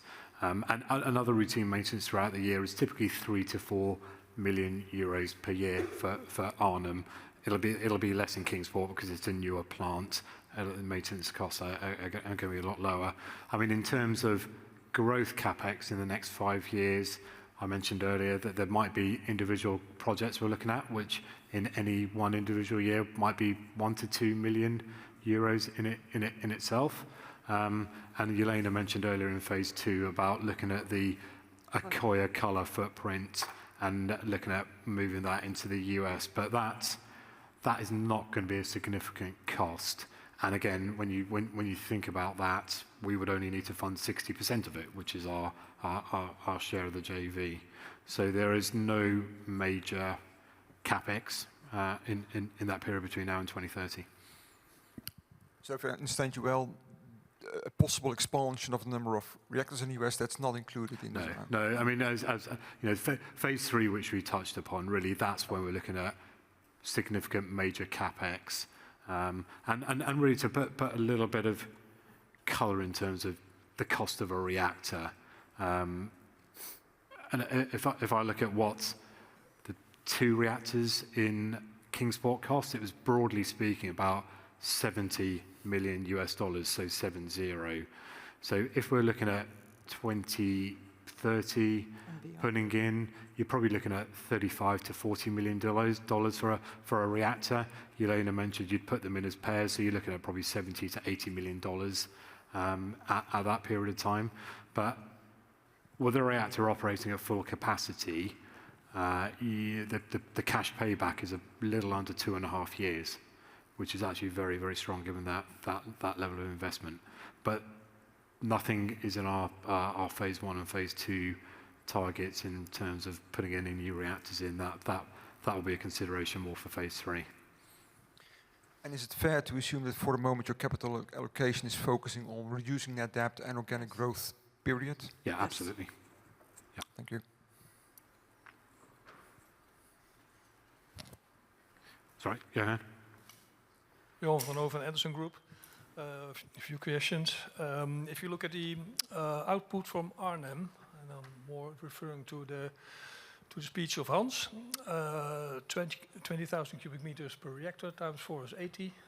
For the full year 30 is penciled in 80 to 85, and you mentioned possibly with a high efficiency 25 each, makes 100. In which time frame we might see you reaching the 100 cubic meters, if ever, of course, everything has to run well? Well, let me try to break it down. I mean, in the period till 27, 28 and beyond, going from the 80 to the initial 85, which in Sam's bar chart, we're very confident that we can reach that. We've got the efficiency gains, we've got them very well pinned in our mind. What are the specific items? Whether that's a little bit more volume per reactor or a little bit shorter cycle times, those are the things which really get us to that 85 and a little bit beyond. When you go to the next level, you do need to do some extra work for that. I think, talk a little bit for Pablo obviously here, we've got quite clear in mind which components in the process we can address to live to that next level. That will take a couple of more years. Do we get to the full 100? Well, it's science, so you never know, but I think we've got a more than decent feeling that we do achieve that. The 85, we are very confident. And any capex related to that, or is that part of the? That's part of the numbers Sam mentioned. It is small steps you have to do. It's more process than capex. Smart thinking. Another question about the plant in the US. I thought I remember that you previously said that you might reach full capacity within 3 years' time, but that time frame is way before full year 30. And when should you make the decision to expand after full year 30? That might be in 28 or earlier. we need to make the decision at least 2 years before in order to start with the FEED, which is really the engineering of the new reactors. Do you need one? Are you going to go one, or are you going to go for two? As you saw already in the plan, there is a space. So already the pit was made for additional reactor because it was very convenient to do it during the build of plant. But we will certainly need to have approximately 2 years before actually you start to build and put the reactor up. Okay. Last question for now is about Accoya color. Can you explain us the difference or the benefits of Accoya color above painting ready Accoya? Sure.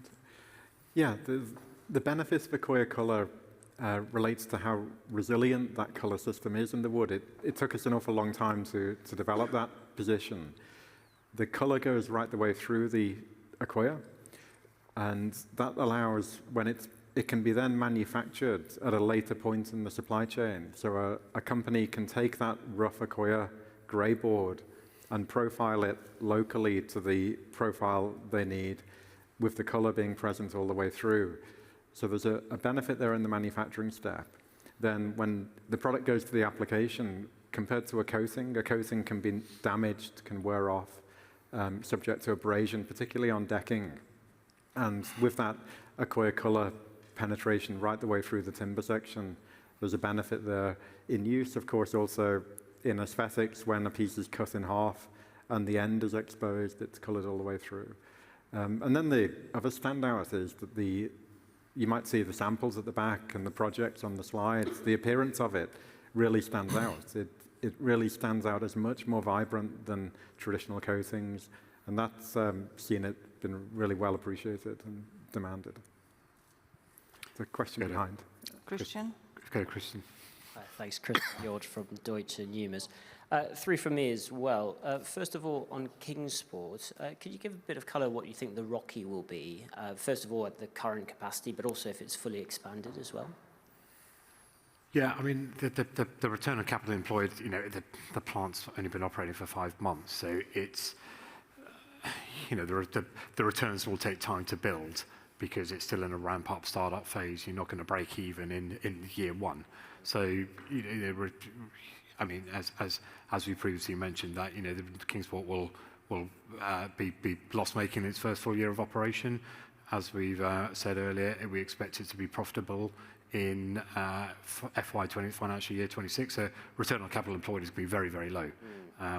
But as we sort of go towards the end of phase 2, so I would expect the return on capital employed for that business to be at a similar level to our WACC at around 15% by the end of 2030.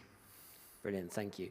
And then just on the EBITDA margin target, 15% in FY30, should we be thinking of that as a sort of a minimum with scope for upside if things go well? Yeah, it would be.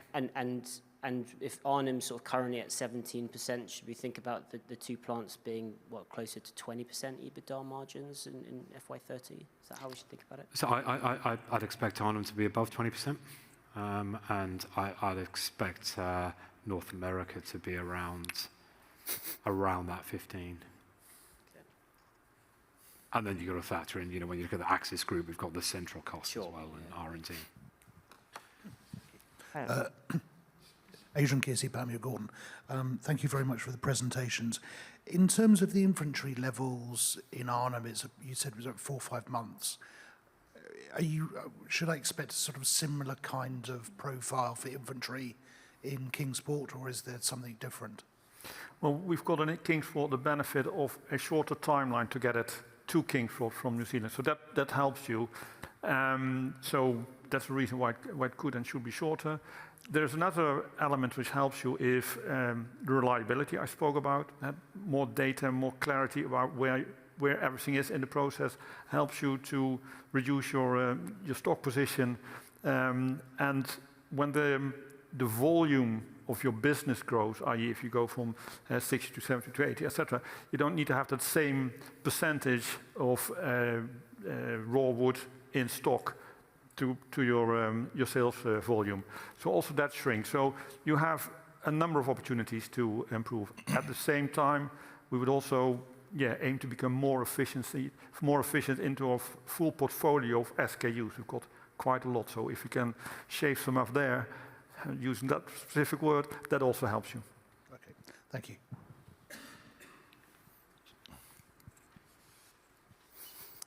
Jeroen Heijnen, VP Capital. I have a question for Sergio or for Ron.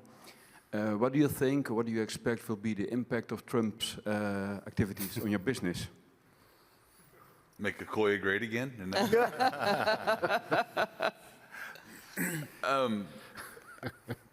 I really don't have an opinion. I think, well, I guess this is fully opinion. I think you'll see the U.S. be much more business open, business friendly, because we're creating Accoya in the U.S. We won't have to issue with any tariffs and those kind of things. So I think it'll be a very friendly business market, and we'll go from there. Yeah, I think the same. So I've been talking with main distributors in the last 2 months and make the same question. And we all agree that it's very early to really see what's going to really happen or not. So far, we don't see any impact or any negative impact on our segment. Thank you. Yeah, Janja Bongers of De Eng.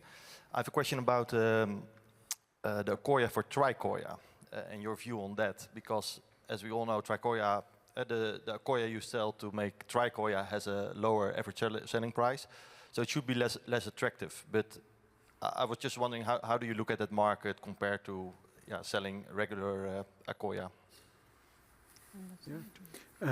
It's a really important part of our business. We deal with a different customer type than distribution through the channels. In the case of Accoya for Tricoya, we're dealing with 2 very large industrial customers. It allows us to tap into a very different wood resource, a different wood basket, and produce product in a different way, a slightly more efficient way. So it does blend itself quite nicely to making Accoya for distribution. You're right, the price is lower. We're focused on maximizing the margin for Accoya for Tricoya through really challenging ourselves to dig deep on the type of wood we can use. We do have more flexibility there, and we're working to optimize heavily and thus improve the margins. So I don't know if you want to add anything, Elena, but we see it as an important part of the business, a really nice complement to the other side, the Accoya business. So it does contribute a lot, helping us to operate the plant also quite efficiently. It is the product range that is allowing us to work with the zero wood waste, if you like, in the plant. And we are seeing that this market, if you also follow our results, are actually growing, and we are working with our 2 partners. They have established products in the marketplace, and they are building that market as well. It is not going to be so aggressive like when we were talking and had Hull in a whole picture. But Tricoya is certainly going to stay in Arnhem because it helps us a lot in our operations, and we do have a nice established market for it. Okay, thanks. And the other question is on the more capital allocation question, or on the leverage. So in the picture, you've shown that leverage going down to 0. I think if you calculate, it should be a lot of cash on the balance sheet at the end of December if you meet your targets. But what is your view on a stable leverage level in this business? What's your thought? Yeah, I think really for me, once the financial priority is deleveraging. We do have a large amount of gross debt on our balance sheet, and I think that's causing a drag on the share price. Once we improve profitability, improve margins, improve free cash flow, we will deleverage very, very quickly. From a sustainable perspective, I'd like this business to be around 1 to 1.5 times leverage. And really, if we think to beyond FY30, if we're generating 40 million EBITDA, banks would comfortably lend to you at 3 times EBITDA. So, you might be able to get a facility of, say, 120. If you're 1 to 1.5 times, that is really there to fund new reactors or other large capex growth opportunities. So, sustainably, I'll be looking at 1 to 1.5 times, and I wouldn't go above 1.5 times. Yeah.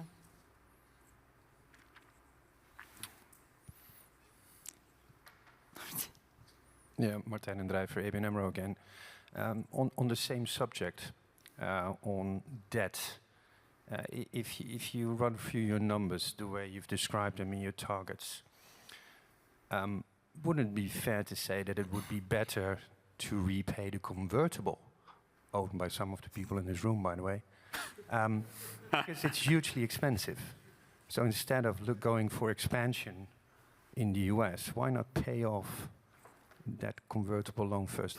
I mean, you've got to look at your maturity profile of your facilities. We have our main current ABN facility expires in 2026. The convertibles go out to 2029.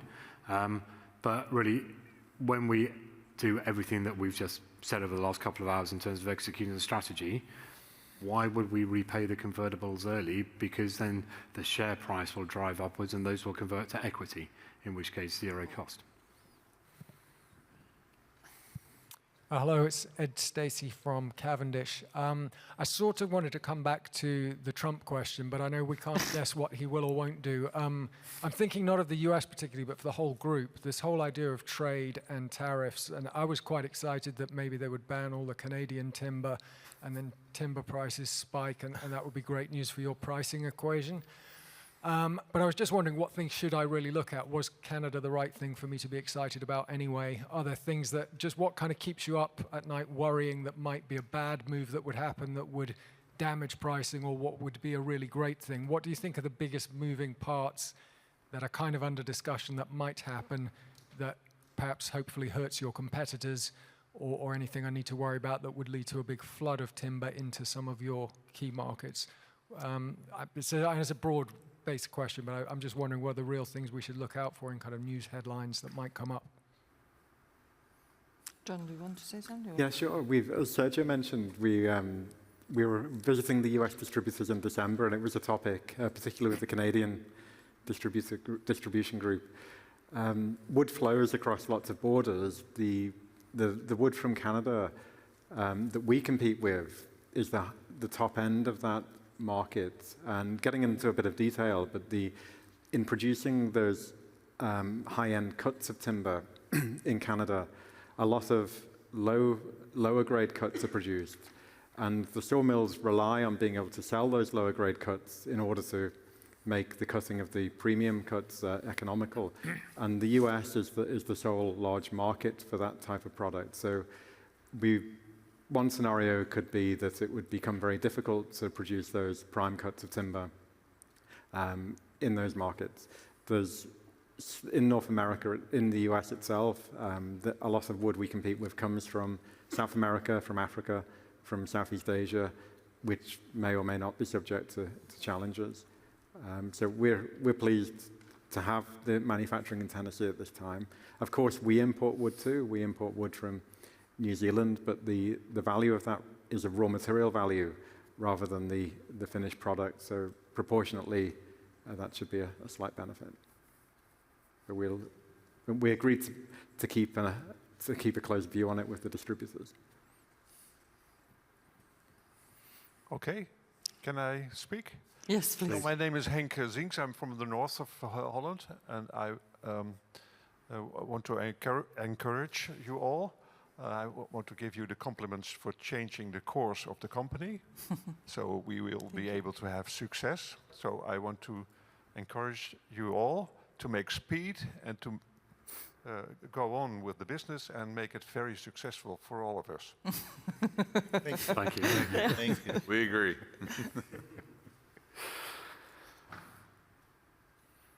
Cornelis Bos, Maasruid Management. I've got a question on basically Europe, but also the US. There's going to be a strong increase in expected sales in the US. Obviously, there's a lot of potential there. In the UK, you're more established. I'm kind of struggling why the US should grow so fast compared to the rest of Europe, for instance, countries like France and Germany, where you also already have an established footprint as well. especially Germany, but their growth doesn't seem to be that high. So what is really making it more difficult in these countries? I think I could join. Sergio and I could cover this one together. Within Europe, we're growing faster in Europe than the UK. We have coverage in Germany. We're not totally covering the market, so there is room there. I think in North America, we touched on how the domestic production makes life simpler for our customers. That we expect some momentum from that. We've had a very small commercial organization in North America as a starting point for the plant. That's now increased significantly. And I think also we have to look at the market. The scale of high-end building in North America is at a much greater level than a lot of the European countries we operate in. And that does suit Accoya. We perform well there. And within high-end, upper mid-end construction, there is more wood used in projects compared to a lot of countries in Europe. So they're all beneficial. I think, Sergio, would you like to add to that? Yeah, indeed. So just adding on that, for the North American market, as you saw, on top of the commercial space that we are very strong already as a company, so you see a pretty large residential market with the new construction growing the next few years. So those new customers we're bringing that I show you, the new manufacturers being closer and then already having that relationship with the builders, the house owners, that will just allow us grow at the speed that we are planning in the US. That have already started. So I've been pretty busy in the last few months after we start the factory with those distributors, sub-distributors just calling, knocking the door because they know that Accoya is available and produced it locally. So very, very confident and excited with the US market. And is it possible to actually track the sales increase in countries like Germany and really see what the end markets are doing? Because they tend to be quite traditional markets as well, I guess. Sorry, Abel, we do track the market factors in Germany and our main markets. We found, and I think you've probably all seen, the construction has diminished pretty dramatically there. We actually see opportunity for growing through that, and I think that reflects the type of customers, also our renewed focus and strategy on making sure we get back to growth there.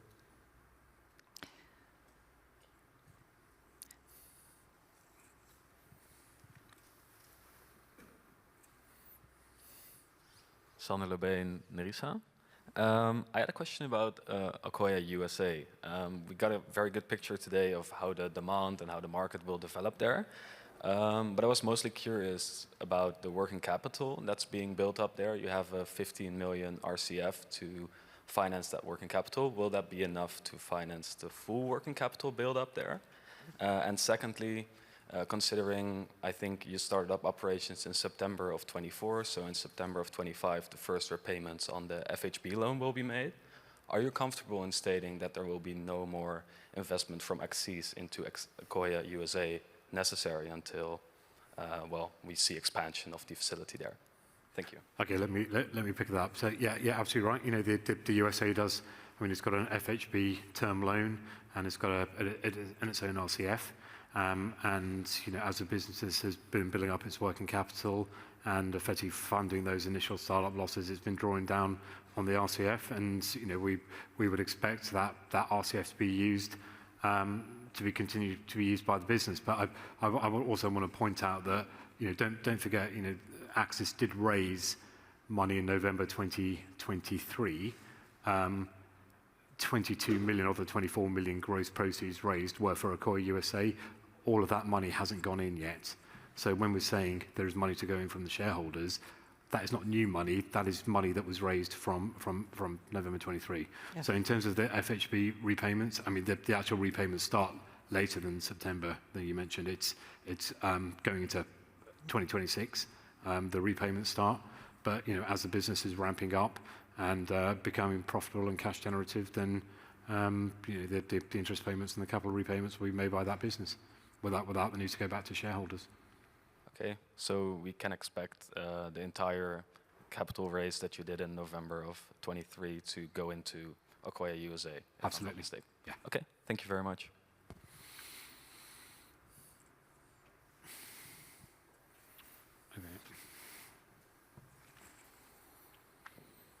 Henrietta Gorlow from Grosvenor. So you've got California as one of your key development areas in the US, and obviously fires are at the forefront of everyone's minds there. So I just want to, I'd like you to talk about how, if there's anything that you might need to do to an Accoya product to get it approved by insurers for rebuild, or if you anticipate any change in building regulations as a result of the fires. Yeah. So Pablo would like. I can fill in, or you can start. You can start, I follow you. Okay, clear. I mean, the fires that happened in California, they will destroy everything. We've seen everything destroyed there. So no Accoya will be built up against it. But of course, Accoya can be an important product for the building industry, and it has to fulfill fire regulations, local building codes related. We have a success there already, and that's what I mentioned, in that we have a WUI pass, which is a wildfire urban interface pass for certain constructions in which Accoya is being used as cladding. That's good news, both for Accoya as well as for charred Accoya, and we're in the process of further developing that. Fire retardant impregnation into Accoya will bring us on par with other wood types that have been impregnated with fire retardants, and that's the other iron in the fire, as we say in Dutch.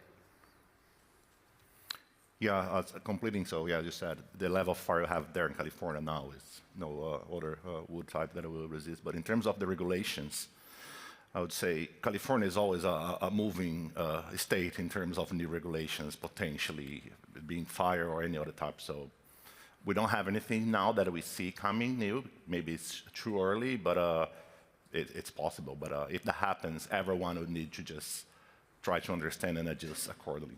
Us and mainly the competitors. But on the other hand, you also have, I mean, it's a very sad statistics, but the 12,000 homes need to be rebuilt on the relatively short period of time. On one side, you had the fires in California. On the other side, you had the flooding all over the other side of the country. And of course, a lot of homes in US are made of wood.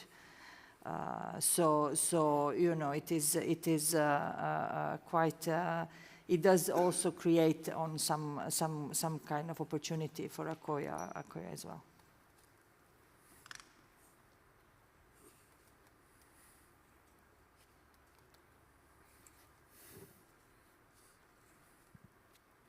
All right. Okay. So, thank you very much. I want to thank my team for being on the stage and really passing the Accsys story as we wanted actually to show you today. And thank you very much for your time and willingness to come and be with us here. So we are very confident that plans that we put in place are going to bring Accsys to the completely new stage. And thank you very much for your trust in us. Thank you.